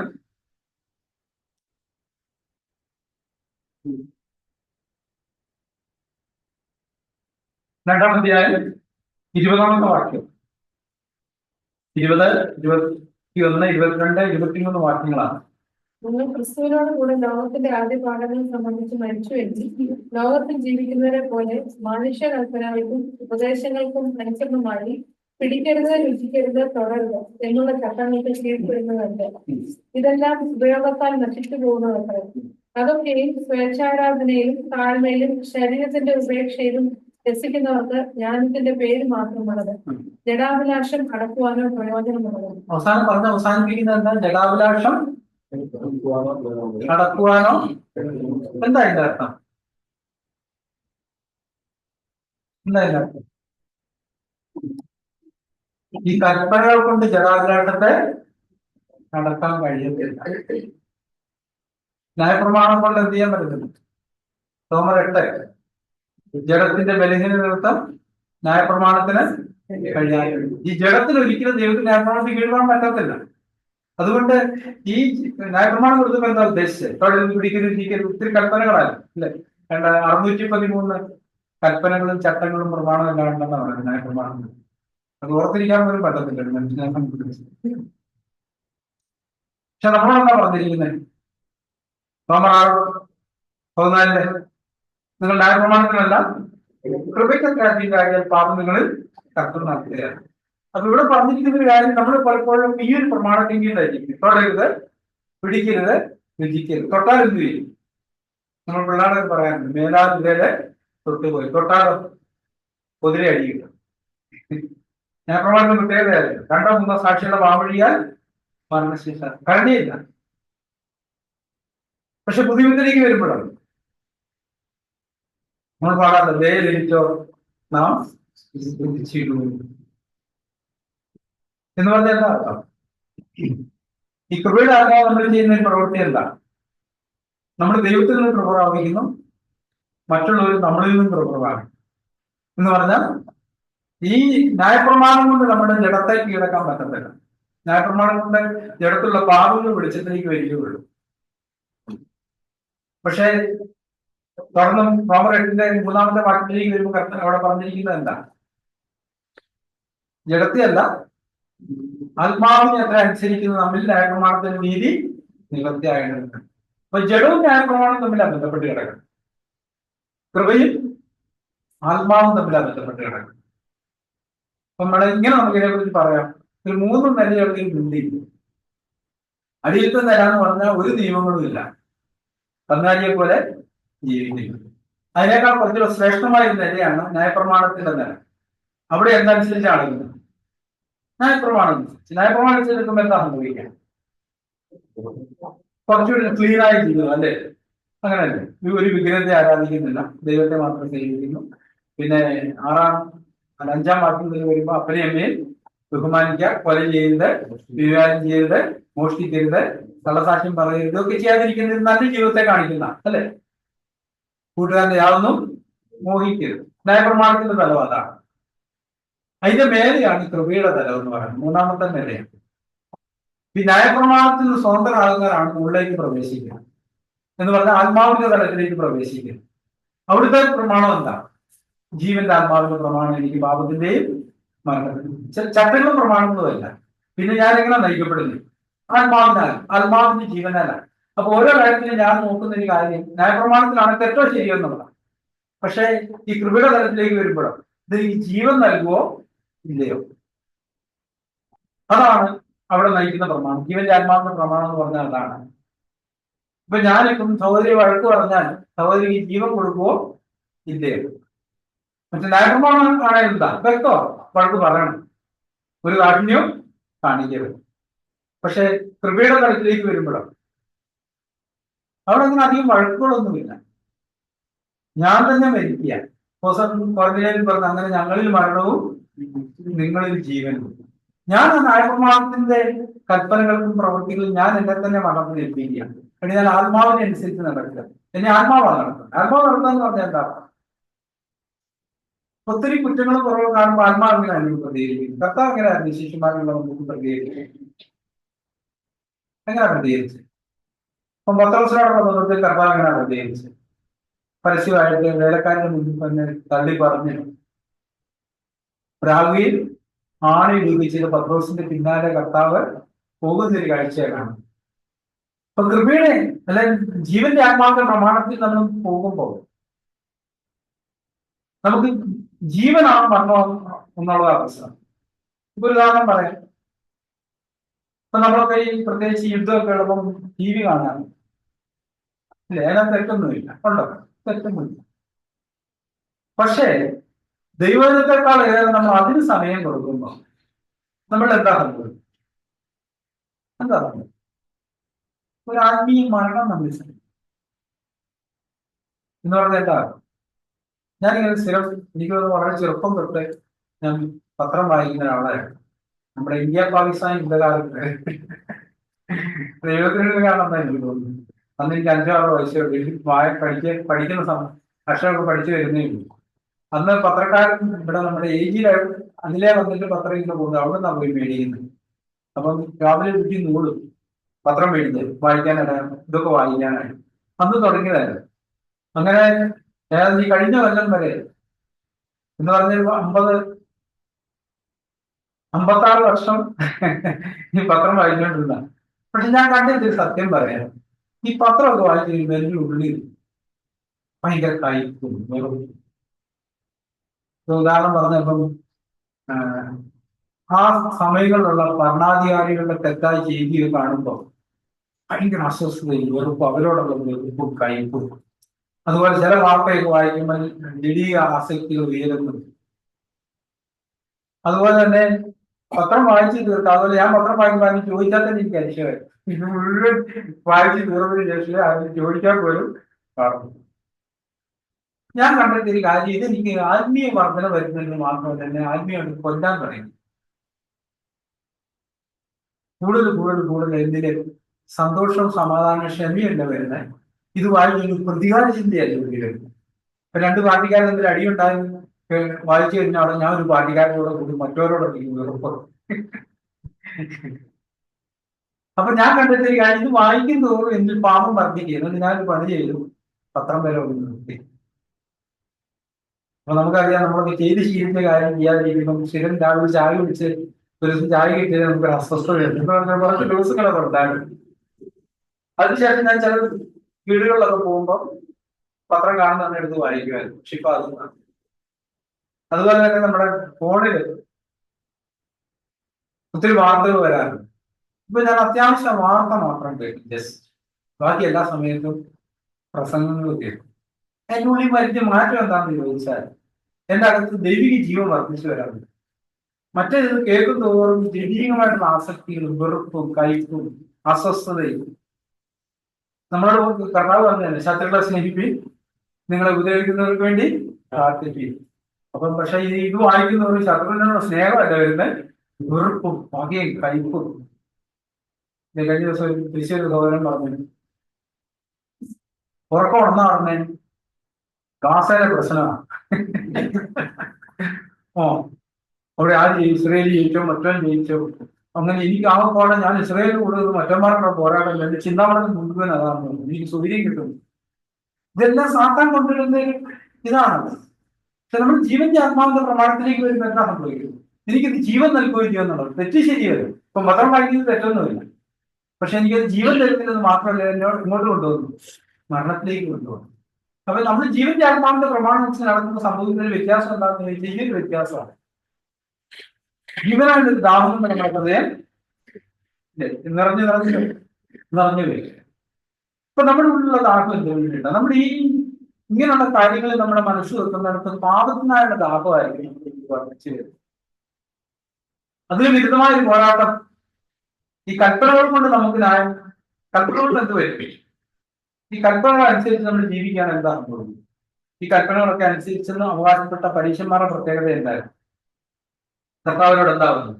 നിങ്ങൾ നരകവിധി എങ്ങനെ തെറ്റിയിട്ടിരിക്കുന്നു? ഈ ന്യായപ്രമാണം എല്ലാം അനുസരിക്കുന്നു എന്ന് പറഞ്ഞ ആ പരീക്ഷന്മാരോട് കർത്താവ് പറഞ്ഞു, നിങ്ങൾ നരകവിധി എങ്ങനെ തെറ്റിയിട്ടിരിക്കുന്നു?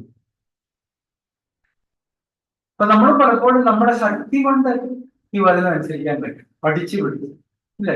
ഇപ്പൊ സഹോദരി സഭയിൽ ഇതെല്ലാം കേട്ടിട്ട് ഈ പറഞ്ഞ പോലെ സഹോദരി അനുസംഗം കാണിച്ച ഉടനെ നമ്മള് സഭയെ കേട്ട കാര്യം പഠിച്ചു പിടിച്ചിരിക്കാൻ ഉണ്ടാകുന്നത്. നമ്മുടെ ഉള്ളിൽ ഇങ്ങനെ തിളച്ചു മറിയ രണ്ട് പറയാൻ ഒക്കെ നമുക്ക് പഠിച്ചു പിടിച്ചിരിക്കാൻ പറ്റും. എത്ര നേരം കഴിച്ചു പിടിച്ചിരിക്കാൻ പറ്റും?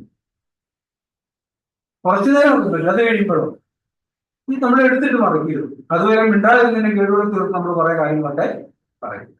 പക്ഷെ ജീവന്റെ ആത്മാവിന്റെ പ്രമാണത്തിൽ നടക്കുമ്പോൾ നമ്മൾ ആത്മാവിന്റെ പിന്നാലെയപ്പോ നമ്മളെ നയിക്കുന്ന ആരാണ്? ഈ ആത്മാവാണ് നമ്മളെ നയിക്കുന്നത്, ഒരു ജീവനാണ് നമ്മളെ നയിക്കുന്നത്. ആ ജീവൻ എന്ന് പറയുമ്പോൾ കർത്താവിന്റെ സ്വഭാവമാണ്. അവൻ ജീവൻ ഉണ്ടായിട്ട് ജീവൻ മനുഷ്യ വെളിച്ചമായി നമ്മൾ വായിക്കുന്ന പോലെ ആ സ്വഭാവം എന്തൊക്കെയായിരുന്നു? ഒന്നാമത് സ്നേഹം. കർത്താവിനെ കുറിച്ച് നമ്മൾ വായിക്കുന്നത്, അവൻ അവസാനത്തോളം അവരെ സ്നേഹിച്ചു. അതിനകത്ത് ആരും ഉണ്ടായിരുന്നു, യൂദാണ്. കർത്താവിന്റെ കാശെല്ലാം മോട്ടിച്ച് സ്വന്തം പോക്കുന്നത് യൂദയ ഉണ്ടായിരുന്നു. യൂദയ എന്ത് ചെയ്തു? അതുകൊണ്ട് അവസാനം ഒറ്റിക്കൊടുക്കാൻ പറ്റുന്ന യൂദയ എങ്ങനെ വിളിക്കും? അവൻ വന്ന് ചുംബിക്കുക ചെയ്യുന്ന കർത്താവിന്. നമ്മളാണല്ലോ ഒരു തത്തിന് കൊടുക്കുന്നത്. ശരിയല്ലേ? ഇവ ചതിക്കാൻ പോകുന്നത് അറിഞ്ഞിട്ട് അവസാനം നമ്മളെ ചുംബിക്കാൻ വരികയാണ്.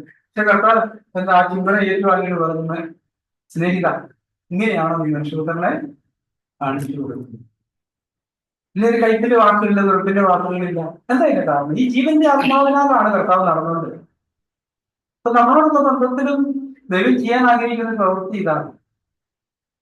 ഈ ആത്മാവിലാണ് ഇതെല്ലാം വസിക്കുന്നത്. ആത്മാവിന്റെ ഫലം എന്ന് പറയുന്നത് ആത്മാവിനുള്ള ഫലമാണ്, അല്ലേ? അവിടെ എന്താ ഉണ്ട്? ആത്മാവിന്റെ സ്നേഹം. അത് നമ്മളുടെ ഹൃദയങ്ങളിൽ പകർന്നിരിക്കുന്നു. ദൈവത്തിന്റെ സ്നേഹം പരിശുദ്ധാത്മാവ് നമ്മുടെ ഹൃദയങ്ങളിൽ പകർന്നിരിക്കുന്നില്ല. ആത്മാവിന്റെ ഇതുണ്ട്. അതിനെല്ലാമുള്ള ആരാണ്? നമ്മുടെ ജഡം, അല്ലെ നമ്മുടെ ദേഹി. അപ്പൊ നമ്മുടെ ഈ ദേഹിയിലുള്ളതിനെ വെറുക്കുന്നതോറുമാണ് ഈ ആത്മാവിലുള്ളത് നമ്മളിലൂടെ വെളിയിലേക്ക് വരുന്നത്. ക്രൂശിന്റെ ഉദ്ദേശം എന്താ? നമ്മുടെ സ്വയത്തെ മരിപ്പിക്കാനായിട്ടാണ്. സ്വയം എന്ന് പറഞ്ഞാൽ നമുക്ക് ജഡമെന്നോ ദേഹിന്നോ ഒക്കെ പറയാം. സ്വയം എന്ന് പറയുന്നത് പരിശുദ്ധാത്മാവിനെ എന്തിനാ നൽകിയിരിക്കുന്നത്? ആത്മാവിനാൽ റോമർ 8:12 ശരീരത്തിന്റെ പ്രവൃത്തികളെ നിങ്ങൾ ജഡത്തനുസരിച്ച് ജീവിക്കുന്നത് മരിക്കും, നിശ്ചയം ആത്മാവിനാൽ ശരീരത്തിന്റെ പ്രവൃത്തി. ഈ ശരീരത്തിന്റെ പ്രവൃത്തി എന്ന് പറയാൻ കാരണം ഈ ജഡം ഒരിക്കലും മരിക്കുകയല്ല. ജഡം നമ്മുടെ അവസാനം വരെ വളരെ സജീവമായിട്ട് ഉണ്ടാവും. നമ്മളെന്താ ചെയ്യുന്നത്? ശരീരത്തെ കീഴടക്കാൻ ചെയ്യും. എന്റെ ശരീരം ഇച്ഛിക്കുന്നത് ഞാൻ ചെയ്യല്ല, ഞാൻ ഇച്ഛിക്കുന്ന എന്റെ ശരീരത്തെ കൊണ്ട് ചെയ്യിക്കുക. എന്റെ നാവിനെ കൊണ്ട് ദൈവേഷം ഞാൻ ചെയ്യിക്കുകയായിരിക്കും. എന്റെ കണ്ണിനെ കൊണ്ട് ദൈവേഷം ഞാൻ ചെയ്യിക്കുകയായിരിക്കും. എന്റെ കണ്ണ് നോക്കാൻ പറഞ്ഞൊന്നും ഞാൻ നോക്കത്തില്ല. ആത്മാവിന്റെ ശക്തി കൊണ്ട് എന്റെ കണ്ണിനെ ഞാൻ നിയന്ത്രിക്കും, എന്റെ നാവിനെ നിയന്ത്രിക്കും, എന്റെ ചിന്തകളെ ആത്മശക്തി കൊണ്ട് ഞാൻ നിയന്ത്രിക്കും. അപ്പൊ ആ ഒരു പ്രവൃത്തി നമ്മളിൽ നടക്കുന്നില്ലെങ്കിൽ ഈ വിശുദ്ധീകരണം നമ്മൾ പൂർത്തിയാവത്തില്ല. ദൈവത്തിന് ഇഷ്ടമോ നിങ്ങളുടെ ശുദ്ധീകരണം. എവിടെ നിന്നൊക്കെയാ ശുദ്ധീകരണം? ആത്മാവ്, ദേഹി, ദേഹം, 3 തരത്തിൽ ശുദ്ധീകരണം നടക്കും. അപ്പം നമ്മൾ വളരെ വ്യക്തമാണ് മനസ്സിലാക്കുന്നത്. ഇപ്പൊ നമുക്ക് ലോകത്തിന്റെ ഗതി എന്ന് പറഞ്ഞാൽ, ഇപ്പം ഈ കഴിഞ്ഞ ദിവസം ഒരു കാര്യം കേട്ടു. നമ്മുടെ ഒരു സഹോദരൻ പറഞ്ഞു, കൊച്ചിന് എപ്പോഴും നിർബന്ധം, +2 പഠിക്കുന്ന സമയത്ത് മറ്റുള്ളവരെ പോലെ എനിക്കും ആവണം, അവരെ പോലെ വസ്ത്രം ധരിക്കണം, അവരെ പോലെ തലമുടി പിടിക്കപ്പ് ചെയ്യണം. അപ്പം സഹോദരൻ പറഞ്ഞു കൊടുത്ത് ദൈവമക്കൾ അതൊന്നും ചെയ്യാൻ പാടില്ല. പഴയ നിയമത്തിൽ വളരെ കർശനമായ കൽപ്പന ഉണ്ടായിരുന്നു. പ്രത്യേകിച്ച് സഹോദരിമാരോടുള്ള ബന്ധത്തില് നമ്മള് ഇങ്ങനെ വായിക്കുന്ന അവർക്ക് എന്തൊക്കെയുണ്ടെന്ന ചെറിയ ദർപ്പണം, ഹൈഹീൽ ചെരുപ്പ്. ഈ ഹൈഹീൽ ചെരുപ്പ് എന്തിനാണ് ചിന്തിച്ചിട്ടുണ്ട്? എന്തിനാണ് ചിന്തിച്ചിട്ടുണ്ട്? ഊറ്റിപ്പൊക്കി ചെരുപ്പിന്റെ ഉദ്ദേശം എന്താണെന്ന് നടക്കുമ്പം ചന്തി കൊണ്ട് താളം പിടിക്കണം, കാണുന്നവരെ ആകർഷിക്കാന്നുള്ള ഉദ്ദേശം. അത് തന്നെയാണ് ഉദ്ദേശം, കാണുന്നവരെ ആകർഷിക്കാന്നുള്ള ഉദ്ദേശം. ബാക്കി എല്ലാം മേക്കപ്പിന്റെ മുമ്പിലുള്ള ഉദ്ദേശമല്ല. എന്തെല്ലാം മേക്കപ്പിന്റെ മുമ്പിലുള്ള ഉദ്ദേശമല്ല. ഞാൻ ചോദിക്കട്ടെ, ഞാൻ പ്രത്യേകിച്ച് ഈ സൗകര്യമാരെ ശ്രദ്ധിക്കാറുണ്ട്. അവരാണ് കൂടുതൽ ചെയ്യുന്നത്. പൗഡറിനെ കേട്ട് മുഖത്തൊക്കെ എന്താ ഇതിന്റെ ഉദ്ദേശം? എന്താ പൗഡറിന്റെ തന്നെ ഉദ്ദേശമല്ല. എന്താ നമ്മള് ആവരണം ധരിക്കുന്നതിനെ കുറിച്ച് കുറ്റം പറയാറ് അല്ലെ? ഈ പൗഡർ ഒന്നും ഇല്ല, അതിന്റെ ഉദ്ദേശം എന്തിനാ? നിങ്ങളോട് തന്നെ ചോദിച്ചു, എന്തിനാ ഞാൻ പൗഡർ? അതിന് മുമ്പുള്ള ആ ഉദ്ദേശം എന്താ? മറ്റുള്ളവരെ ആകർഷിക്കണം. ഞാൻ കുറച്ചുകൂടെ നീറ്റായിട്ട് കാണപ്പെടണം, കുറച്ചുകൂടെ സൗന്ദര്യമുള്ള ആളായിട്ട് കാണപ്പെടണം. ആരെ കാണിക്കാൻ? ആരെയും കാണിക്കുന്നു അല്ലേ? വസ്ത്രധാരണത്തിന്റെ കാര്യത്തിലാണെങ്കിലും എന്തുകൊണ്ടാണ് നമുക്ക് എപ്പോഴും നമ്മുടെ ഉള്ളിൽ ലോകത്തോട് അനുഭവപ്പെടാനുള്ള ഒരു താല്പര്യമുണ്ട്. അതുകൊണ്ടാണ് നമ്മൾ പറഞ്ഞത് ഈ ലോകത്തിന് അനുഭവപ്പെടുന്നത്. അതുപോലെ എപ്പോഴും ഇപ്പൊ തറുതല പറയുന്ന ഒരു സഹോദര കൂട്ടത്തിൽ വേറൊരു സ്ത്രീ കുറച്ചാൾ നടന്നാൽ ആ സ്ത്രീ എന്ത് ചെയ്യും? തറുതല പറയുന്നത് ആ ലോകത്തോടെ ഒരു ചായവുണ്ട് നമ്മുടെ എല്ലാ ഉള്ളിൽ. ഒരു വലിയ പോരാട്ടം നടത്തിയാലേ നമുക്ക് എന്ത് ചെയ്യാൻ പറ്റത്തുള്ളൂ? ഈ ദൈവിക തലത്തിലേക്ക് ചെയ്യാനായിട്ട് പറ്റത്തുള്ളൂ. നമ്മുടെ വഴി എപ്പോഴും അങ്ങോട്ടാണ്, നമ്മുടെ ബെൻഡ് അങ്ങോട്ടാണ്. അപ്പൊ നമ്മൾ ഏത് അറിവിലും, അതുകൊണ്ടാണ് കർത്താവ് പറഞ്ഞ യോഹന്നാന്റെ കാലം മുതൽ ഇസ്രായേലിലെ ബലാത്കാരം ചെയ്യുന്ന ബലാത്കാരികൾ, അത് നമ്മുടെ ഉള്ളിൽ തന്നെയുള്ള ഇഷ്ടങ്ങളോടുള്ള ബലാത്കാരമാണ്. നമ്മുടെ നോട്ടം, നമ്മുടെ ചിന്തകൾ, ഇടപെടലുകൾ, എപ്പോഴും നമ്മുടെ ഉള്ളിലൊരു കാര്യമില്ല. ഞാൻ തന്നെ പലപ്പോഴും ശ്രദ്ധിച്ചിട്ടുണ്ട്. നമ്മുടെ ഈ ഗ്രാമപ്രദേശത്തുള്ള പിള്ളേരൊക്കെ ഇവിടുത്തെ പഠനമൊക്കെ കഴിഞ്ഞ് ടൗണിലൊക്കെ പഠിക്കാൻ പോകുന്നത് സംഭവിക്കുന്നത് മിക്കവാറും ഒരു വഴിതെറ്റും. കാരണം കൂട്ടി നഴിച്ചു വിട്ടിയൊരു പക്ഷിയെ പോലെ ആയിരുന്നു. ഇവിടെ ഇങ്ങനെ അടച്ചിട്ട് തൊടയിൽ പിടിക്കുന്ന ഒത്തിരി കൽപ്പനകൾ കൊടുത്തുകൊണ്ട് നടന്നു. ഇപ്പൊ നോക്കുമ്പോൾ പറയാൻ ആരുമില്ല. അഴിച്ചുവിട്ടു. ഈ കുറെ നാൾ കൂട്ടിലിട്ടിട്ട് അഴിച്ചുവിടുന്ന പക്ഷി കഴിഞ്ഞ് നിൽക്കുന്ന കാര്യം കാണുന്നില്ല. എന്താ ചെയ്യേണ്ടതെന്ന് അതിനെ അറിയത്തില്ല. അങ്ങനെ എന്താ ഇതിന്റെ കാരണം? ഈ ന്യായപ്രമാണത്തിന്റെ കീഴിൽ കിടന്നാലാണ്. അവിടുന്ന് പോകുമ്പോൾ ഒരു സ്വാതന്ത്ര്യത്തിലേക്ക് വന്നിട്ട് അങ്ങ് പോകും. പക്ഷെ ജീവന്റെ ആത്മാവിന്റെ പ്രമാണത്തിലാണെങ്കിലോ അത് തെറ്റിപ്പോകത്തില്ല. ഒരു ജീവനായാണ് നയിക്കുന്നത്. അപ്പൊ അതുകൊണ്ട് തന്നെ നമ്മൾ വളരെ ജാഗരൂകരായിരിക്കണം. പ്രത്യേകിച്ച് അതുകൊണ്ടാണ് നമ്മുടെ സഹോദരിമാരോടുള്ള ബന്ധത്തില, പ്രത്യേകിച്ച് ഈ പെൺകുഞ്ഞുങ്ങളോടുള്ള ബന്ധത്തിൽ ചിലതൊക്കെ ചെയ്യാൻ പറഞ്ഞിട്ടുണ്ട്. ഞാൻ മിക്കവാറും പറയുന്ന പദപ്രയോഗമാണ് തീത്തോസ് 2. അതുകൊണ്ട് തന്നെ പ്രായമുള്ള ജീവനക്കാരികളെ, ഭർത്തപ്രിയരെ, പുത്രപ്രിയരെ, ആധിപത്യമുള്ളവരെ. ആധിപത്യം എന്ന് പറഞ്ഞാൽ പഴയമായൊരു വ്യവസ്ഥ ഉണ്ടായിരുന്നു. ഇപ്പം വിവാഹത്തിന് ശേഷം ഒരു ചെറുപ്പക്കാരൻ പറയുക, എന്റെ ഭാര്യയെ ഞാൻ കന്യകയുടെ ലക്ഷണമൊന്നും കണ്ടില്ലെന്ന് പറഞ്ഞാൽ അവർക്ക് വ്യവസ്ഥ ഉണ്ടായി. കല്യാണം കഴിഞ്ഞിട്ട് അവരെന്ത് ചെയ്യണം? അവർക്ക് കയ്യിൽ ഒരു വെള്ള വസ്ത്രം കരുതണം. സാധാരണ ഈ കന്യകത്വത്തോടുള്ള ബന്ധത്തിലുള്ള കാര്യം എന്താണെന്ന് ചോദിച്ചാൽ, ആദ്യമായിട്ട് ശരീരബന്ധത്തിൽ ഏർപ്പെട്ട് വരുമ്പോൾ ഈ കന്യാകർമ്മം പൊട്ടി രക്തം വരും. ആ രക്തം പറ്റിയ തുണി സൂക്ഷിച്ചു വെച്ചോളൂ. അങ്ങനെ ആയിരുന്നു വ്യവസ്ഥ. എന്തെങ്കിലും പ്രശ്നം ഇങ്ങനെ തർക്കം വന്നാൽ ഈ തുണി എടുത്ത് കാണിച്ചു കൊടുക്കും, ഞാൻ കന്യായിരുന്നു തെളിയിക്കാനായിട്ട്. അതുകൊണ്ടാണ് ഭർത്തൃപ്രിയത, പുത്രപ്രിയത, ആധിപത്യമുള്ളവർ ഭർത്താവിനോട് മാത്രം അല്ലേ? 7 വാര കല്യാണം കഴിപ്പിക്കാനാണ് പറഞ്ഞിരിക്കുന്നത്. കന്യക വിവാഹം കഴിക്കട്ടെ. കന്യ എന്ന് പറഞ്ഞാൽ പുരുഷനെ അറിയാത്ത. അപ്പൊ നമ്മുടെ കുഞ്ഞുങ്ങളെ ഈ കാര്യങ്ങളൊക്കെ പറഞ്ഞ് മനസ്സിലാക്കാൻ നമ്മൾ ബാധ്യസ്ഥരാണ്. അവരുടെ ഉള്ളിൽ എന്താണ് അതിന് വിരുദ്ധമായ ഒരു ലോകത്തിന്റെ ഗതി? ഇന്നത്തെ ലോകത്തിന്റെ ഗതി എന്താണ്? എന്നാണ് ഞാനിങ്ങനെ ഒരു സർവേ ശ്രദ്ധിക്കാനിടയായിട്ട്. പെൺപിള്ളേരായി സർവേ എടുക്കുന്നത്. പെൺപിള്ളേരുടെ ചോദ്യം. വിവാഹത്തിന് മുമ്പ് നിങ്ങളുടെ അഭിപ്രായം എന്താ? ശാരീരികത്തിൽ ഏർപ്പെടുന്ന തെറ്റുണ്ടോ ഇല്ലയോ? 90% പേര് പറഞ്ഞു ഒരു തെറ്റില്ല, ഒരു തെറ്റില്ല. അതാണ് ഞാൻ പറഞ്ഞ ലോകത്തിന്റെ ഗതി. പക്ഷെ ദൈവത്തിന്റെ ഗതി എന്താ? ദൈവം എന്താ പറഞ്ഞിരിക്കുന്നത്? അതായത് പുരുഷനെ വിവാഹത്തിന് മുമ്പ് സ്ത്രീയെ പെൺകുട്ടി അറിയാൻ പാടില്ല. നമ്മൾ എത്ര പേര് പറഞ്ഞ് മനസ്സിലാക്കുന്നത് നമ്മുടെ പെണ്ണിക്കാണ്. ആൺകുഞ്ഞുങ്ങളെ ആണെങ്കിലും പെൺകുഞ്ഞുങ്ങളും. പഴയ കാലത്ത് ദാവീദിന്റെ ചരിത്രത്തിൽ ഇങ്ങനെ പറഞ്ഞിട്ടുണ്ട്. അവിടെ ദാവീദിന് ഒത്തിരി ഭാര്യമാരും ഒത്തിരി മക്കളും ഉണ്ടായിരുന്നു. ഈ രണ്ട് കൂട്ടരും രണ്ട് സ്ഥലത്താണ് പാർപ്പിച്ചത്. അപ്പം ദാവീദിന്റെ ഒരു മകളെ കുറിച്ച് ദാവീദിന് ഒരു മകന് താല്പര്യം തോന്നി. അപ്പൊ ദാവീദിന്റെ അടുത്ത് വന്നിട്ട് പറഞ്ഞു, അവനോട് കൂട്ടുകാരൻ ഉപദേശം പറഞ്ഞു കൊടുത്തു, നീ അസുഖം പിടിച്ച് ചാകാനായിട്ട് അതുപോലെ കിടന്നു, കാര്യം ഞാൻ ഏറ്റെടുത്തു. അങ്ങനെ ദാവീദിന്റെ അടുത്ത് വാർത്തയില്ല. ദാവീദ് കാണാൻ വന്നപ്പോ ദാവീദ് സംസാരിച്ചു മോനോട്, എന്നാ പറ്റി, എനിക്ക് എന്താ? അപ്പം പറഞ്ഞിരിക്കുന്ന ആഗ്രഹമുണ്ട്, എന്റെ പെങ്ങൾ വന്നിരിക്കെ എന്റെ വീട്ടിൽ വന്നിട്ട് ഭക്ഷണം ഉപയോഗിച്ചിരുന്നു. ചാക്കാരനെ അനുവദിക്കുമല്ല, രണ്ടുപേരും രണ്ട് സ്ഥലത്താണ് താമസിച്ചത്. എന്താ സംഭവിച്ചത്? ഈ പെൺകുട്ടിയെ ദാവീദ് ശരി സംഭവിച്ചു. ഈ പെൺകുട്ടി അകത്ത് വന്നപ്പം ഈ മോൻ അവളെ ബലാത്സംഗം കൊടുത്തു. അവരുടെ ഉദ്ദേശം അതായിരുന്നു. അപ്പൊ ഞാൻ പറഞ്ഞു വരുന്നൊരു കാര്യം, ഇങ്ങനെയുള്ള കാര്യങ്ങളോടുള്ള ബന്ധത്തിൽ മൂല്യങ്ങളില്ലാത്തൊരു തലമുറയിലാണ് നമ്മൾ ജീവിക്കുന്നത്. വളരെ ബാല്യം തൊട്ട് നമ്മുടെ കുഞ്ഞുങ്ങളെ ഈ കാര്യങ്ങൾ പറഞ്ഞ് മനസ്സിലാക്കാൻ നമ്മൾ ബാധ്യസ്ഥരാണ്. ഇപ്പൊ ഈ ലോകം പറഞ്ഞു കൊടുക്കുന്നുണ്ട് ഇല്ലേ? സ്കൂളുകളൊക്കെ പറഞ്ഞു കൊടുക്കുന്ന ഒരു കാര്യം, bad touch and good touch, നല്ല തുടലും ആകാവുന്ന തുടലും പിള്ളേരെ പറഞ്ഞുകൊണ്ടിരിക്കുന്നതാണ്. പ്രത്യേകിച്ച് പെൺകുട്ടികളെ എന്ന് പറഞ്ഞാൽ ആരെയും നിങ്ങളെ ഈ മുന്നേ തൊട്ടാൽ അത് തെറ്റായ തുടലാണ് നിങ്ങളൊന്ന് പറയണം ഞങ്ങളോട്. പക്ഷെ നമ്മൾ എത്ര പേരൊക്കെ പറഞ്ഞു കൊടുക്കുന്നുണ്ട്? നമുക്ക് നമ്മൾ ഈ ലോകത്തിന്റെ മൂല്യത്തിന്റെ പിന്നാലെ പോകുന്നവർക്ക് അതിനൊരു രസമാണ്. പക്ഷെ നമ്മളെ വിളിച്ചിരിക്കുന്ന എന്താ? ഒരു പ്രത്യേക സമ്പത്താണ്, വെളിച്ചമായിരിക്കാൻ. നമ്മൾ ഈ മൂല്യങ്ങൾ ഉയർത്തിപ്പിടിക്കുന്ന വഴിയാണ് നമ്മളൊരു ദൈവത്തിന്റെ സമ്പത്തും ഒരു വെളിച്ചമായി തീരും. ഇരുള് നിറഞ്ഞ ലോകത്ത്, പാപം നിറഞ്ഞ, ലൈംഗിക ആസക്തി നിറഞ്ഞ അല്ലെ ഒരു ലോകത്ത് നമ്മളെ വിളിച്ചിരിക്കുന്ന എന്തിനാണ്? ഇതിനെതിരായിട്ടുള്ളൊരു വെളിച്ചം ഉയർത്തിപ്പിടിക്കാനായിട്ട്. ഒന്നാമത് നമ്മളത് ചെയ്യണം, നമ്മുടെ കുഞ്ഞുങ്ങളെ അത് പറഞ്ഞ് മനസ്സിലാക്കി അവരെ കൊണ്ട് ചെയ്യിക്കണം. അങ്ങനെയാണ് നമ്മൾ ഈ ലോകത്തിൽ നിന്ന് വേർപെട്ട് നിൽക്കണം. സാത്താൻ എപ്പോഴും നമ്മളെങ്ങനെ വഞ്ചിക്കുന്നു? 2 Corinthians 7-ാം അധ്യായത്തിൽ 6-ാം അധ്യായത്തിൽ വാക്യമുണ്ട്, ഇരുളിനും വെളിച്ചത്തിനും തമ്മിൽ എന്ത് കൂട്ടായ്മ. അപ്പൊ നമ്മളെ വെളിച്ചമായിട്ടാണ് വിളിച്ചിരിക്കുന്ന ഇരുളിന്റെ നിഷ്പ്രവർത്തികളെ എന്ത് ചെയ്യണമെന്നാണ് എഫേസ്യരിൽ പറഞ്ഞിരിക്കുന്നത്? അവയെ ശാസിക്കുക എത്ര വേണ്ടത്. അപ്പൊ നമ്മൾ ബാല്യം മുതൽ നമ്മുടെ കുഞ്ഞുങ്ങൾക്ക് ഈ സത്യങ്ങൾ പറഞ്ഞു കൊടുക്കാൻ തുറന്നു ഇല്ലേ? പലപ്പോഴും നമുക്കത് വലിയ നാണക്കേടായിട്ടല്ലോ. എന്താ അതിന്റെ കാരണം?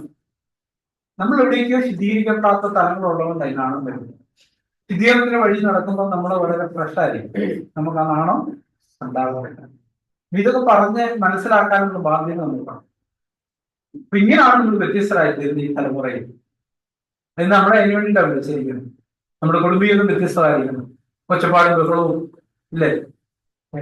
ഇസ്രായേലിനോടൊക്കെ ബന്ധ സംഘടന പറഞ്ഞിട്ടുണ്ട്, നിങ്ങളുടെ മധ്യേ യുദ്ധത്തിന്റെ പടക്ക് പുറപ്പെടുന്ന ശബ്ദമൊന്നും ഇല്ലാതിരിക്കട്ടെ. ആത്മീയാർത്ഥത്തിൽ എന്താ? ഒച്ചപ്പാടും ബഹളവും ഒന്നും ഉണ്ടായിരിക്കട്ടെ നിങ്ങളുടെ വീട്ടിൽ.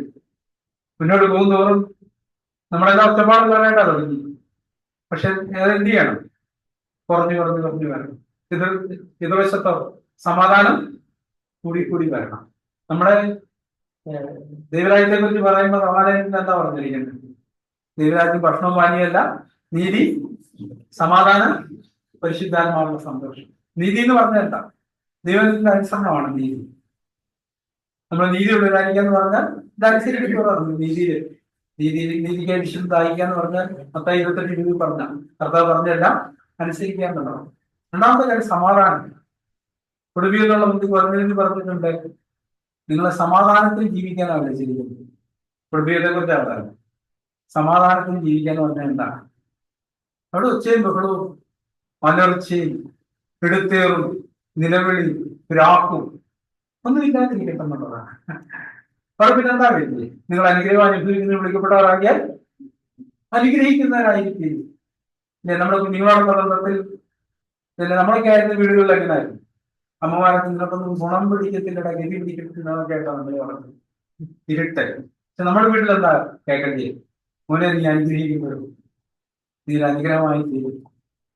നമ്മുടെ വീട്ടിൽ അതാ കേൾക്കുന്നത്. ഇല്ലേ? അവിടെ ഭയങ്കര ഒച്ചയും ബഹളമായിരുന്നു. നമ്മുടെ വീട്ടിൽ എന്താ വേണ്ടി? സമാധാനം, സൗമ്യത, ശാന്തത. ഇങ്ങനെയാണ് നമ്മൾ വ്യത്യസ്തരായിരിക്കാൻ നമ്മളെ വിളിച്ചത്. അങ്ങനെയുള്ള ഒരു കൂട്ടമാണ് വെളിച്ചമായിരിക്കുന്നത്. അങ്ങനൊരു കൂട്ടമാണ് ദൈവത്തിന് പ്രത്യേക സമ്പത്തായിരിക്കുന്നത്. അതാണ് നമ്മൾ തിമോഥെയോസ് 2 വായിച്ചത്. നമ്മളെ ആരാണ് വിളിച്ചിരിക്കുന്നത്? അന്ധകാരത്തിൽ നിന്ന് തന്റെ അത്ഭുത പ്രകാശത്തിനെ വിളിച്ച സൽഗുണങ്ങളെ ആ ഘോഷിക്കുന്ന വാണണ്ടല്ല, ജീവിതം കൊണ്ടാണ്. കർത്താവ് അനുഗ്രഹിക്കുകയല്ലേ. നമ്മൾ ഒരാൾ ഘോഷിക്കുന്നു, മറ്റുള്ളവരെ അനുഗ്രഹിക്കുക വഴി, ശപിക്കാതെ അനുഗ്രഹിക്കുക. നമ്മളെ ശപിക്കുന്ന ഒരാളെ നമ്മൾ എന്താ ചെയ്യുന്നത്? അനുഗ്രഹിക്കണം. നമ്മൾ ഉദ്ധരിക്കുന്നവർക്ക് വേണ്ടി പ്രാർത്ഥിക്കുന്നു. കർത്താവ് അങ്ങനെ ചെയ്യുന്നത്. സേവനസഭ ചെയ്യുന്നത്. ഇവർക്ക് ഈ പാപം നിർത്തരുതേ നിലവിളിച്ചിട്ടാൻ പ്രാണന വിടുന്നു. കർത്താവ് തന്നെയാണ് ഇവർ ചെയ്യുന്നതെന്ന് അറിയാൻ ഇവരോട് ക്ഷമിക്കണം. ഈ ഒരു വിളിയിലാണ് നമ്മളെ ദൈവം വിളിച്ചിരിക്കുന്നത്. അവിടെ നമുക്ക് ആ ഒരു വിളിക്ക് വേണ്ടി നമ്മളെ തന്നെ സമർപ്പിക്കാം. നമ്മുടെ ജീവിതം കൊണ്ടൊരു അനുഗ്രഹമായി തീരാം. നമ്മുടെ ആന്തരിക ചിന്തകളിൽ പാപത്തോട് പോരാടുന്നതിൽ പ്രാണത്യാഗത്തോടെ നമുക്ക് എതിർപ്പ് നിൽക്കാം. കോപത്തോടെ, ദുർമുഖത്തോടെ, കയ്പിനോട്, വെറുപ്പിനോട്. നമുക്ക് ആരോടെങ്കിലും കയ്പുണ്ടെങ്കിൽ, അല്ല ക്ഷമിക്കാതുണ്ടെങ്കിൽ കർത്താവ് ചെയ്യുന്നതാണ്. നമ്മളെ പ്രാർത്ഥിക്കാൻ പഠിപ്പിച്ചത് പറഞ്ഞു, ഞങ്ങളുടെ കടക്കാരോട് ഞങ്ങൾ ക്ഷമിക്കാൻ പോകുന്നവരെന്നല്ല, ക്ഷമിച്ചിരിക്കുന്നത് പോലെ ഞങ്ങളുടെ കടങ്ങളും പാപങ്ങളും ഞങ്ങളോടും ക്ഷമിക്കണം. മത്തായി 11 കർത്താവ് എന്താ പറഞ്ഞു? ആ വലിയ കടം ക്ഷമിച്ച് കിട്ടിയവൻ കൂട്ടുകാരനെ കണ്ട് ചെറിയ കടമുള്ളവരെ കൊന്നായി വിളിച്ചു. അവനെ എന്ത് ചെയ്യുന്നതാണ്? തടവിലാക്കി. അപ്പം യജമാനൻ വിളിച്ചിട്ട് എന്താ ചെയ്തു? ഇവനെ വിളിച്ചിട്ട് അവനോട് ചോദ്യമുണ്ട്, എനിക്ക് നിന്നോട് കടന്നു കൊണ്ടിരിക്കുവാൻ, നിനക്ക് കൂട്ടുദാസനോടും. അതുകൊണ്ട് അവൾ തൊഴിലിലേക്ക് വരുമ്പോൾ കർത്താവ് പറഞ്ഞു, കരുണ കാണിക്കുന്നവർ ഭാഗ്യവാന്മാരാണ്. നമ്മളൊരാളുടെ കരുണ കാണിച്ചാൽ നമുക്കൊന്നും കിട്ടുമെന്നാണ്. കരുണ കിട്ടും. കരുണ ന്യായവിധിയെ ജയിച്ച് പ്രശംസിക്കുന്നു. അതെവിടെയാ തുടങ്ങുന്നത്? നമ്മുടെ കുടുംബത്തിലാദ്യം തുടങ്ങുന്നു. അത് കഴിഞ്ഞിട്ട് സഭയിൽ. അതോടുകൂടി നമ്മൾ ആ സ്വഭാവയുടെ കാര്യത്തിൽ. അതിനുശേഷം നമ്മൾ പുറത്തു പോയാൽ നമ്മൾ അങ്ങനെ ആയിരിക്കും. പുറത്തുള്ളവരുടെ എങ്ങനെ ചെയ്യും? കരുണ കാണിക്കും, ക്ഷമിക്കും, അനുഗ്രഹിക്കും. അവരെ നമ്മൾ മുഖത്തോടെ നോക്കത്തില്ല, അവരെ കുറിച്ച് ദൂഷണം പറയത്തില്ല, ആകാത്തൊന്നും ചിന്തിക്കത്തില്ല. അങ്ങനെ നമ്മൾ കൂടുതൽ കൂടുതൽ കൂടുതൽ ശുദ്ധീകരണത്തിന്റെ വഴിയിൽ വർദ്ധിച്ചു വരാനായിട്ട് ദൈവം ആഗ്രഹിക്കുന്നു. അത് നമുക്ക് നമ്മളെ തന്നെ ശോധന ചെയ്യും. നമ്മൾ എവിടെ നിൽക്കുന്നു, നമ്മുടെ വിളി എന്താണെന്ന്. അതുകൊണ്ടാണ് പറഞ്ഞത്, നിങ്ങൾ വിളിയാനുള്ള ആശ എന്തെന്ന് അറിയാനായിട്ട് ദൈവം നിങ്ങളുടെ ഹൃദയത്തിന്റെ ദൃഷ്ടി പ്രകാശിപ്പിക്കട്ടെ. മനസ്സല്ല, ഹൃദയം. ഹൃദയം കൊണ്ടാണ് സത്യം നമ്മൾ അറിയുന്നത്. ഹൃദയം കൊണ്ടാണ് നമ്മൾ സ്നേഹിക്കുന്നത്. ബുദ്ധിയോടുള്ള സ്നേഹത്തിലേക്ക് ഒരു പരിധിയല്ല. അതുകൊണ്ട് നമ്മൾ ഒന്നിച്ചായിരിക്കും സഹോദരന്മാരെ. നമുക്ക് കേൾക്കുന്ന വചനങ്ങൾ വളരെ സീരിയസ് ആയിട്ട് ഗൗരവത്തോടെ എടുക്കാം. യാക്കോബോസ് പറഞ്ഞാല് കേട്ട് മറക്കുന്നവരല്ല, കേട്ട് ചെയ്യുന്നവനായി ചെയ്യുന്ന പ്രവൃത്തി. നമ്മൾ ഒത്തിരി കാലമായി കേൾക്കുന്നു, പക്ഷെ നമ്മൾ ചെയ്യാറില്ലായിരുന്നു. ഇനി നമ്മൾ ചെയ്യാൻ ശ്രമിക്കുന്ന കാര്യങ്ങൾ അനുസരിക്കാൻ നമ്മളെ തന്നെ ഏൽപ്പിച്ചു കൊടുക്കുക എന്നുള്ളതാണ്. എന്നിട്ട് നമുക്ക് അതിനോട് നമ്മളെ തന്നെ സമർപ്പിക്കാനായിട്ട് നമ്മളെ സഹായിക്കുന്നു.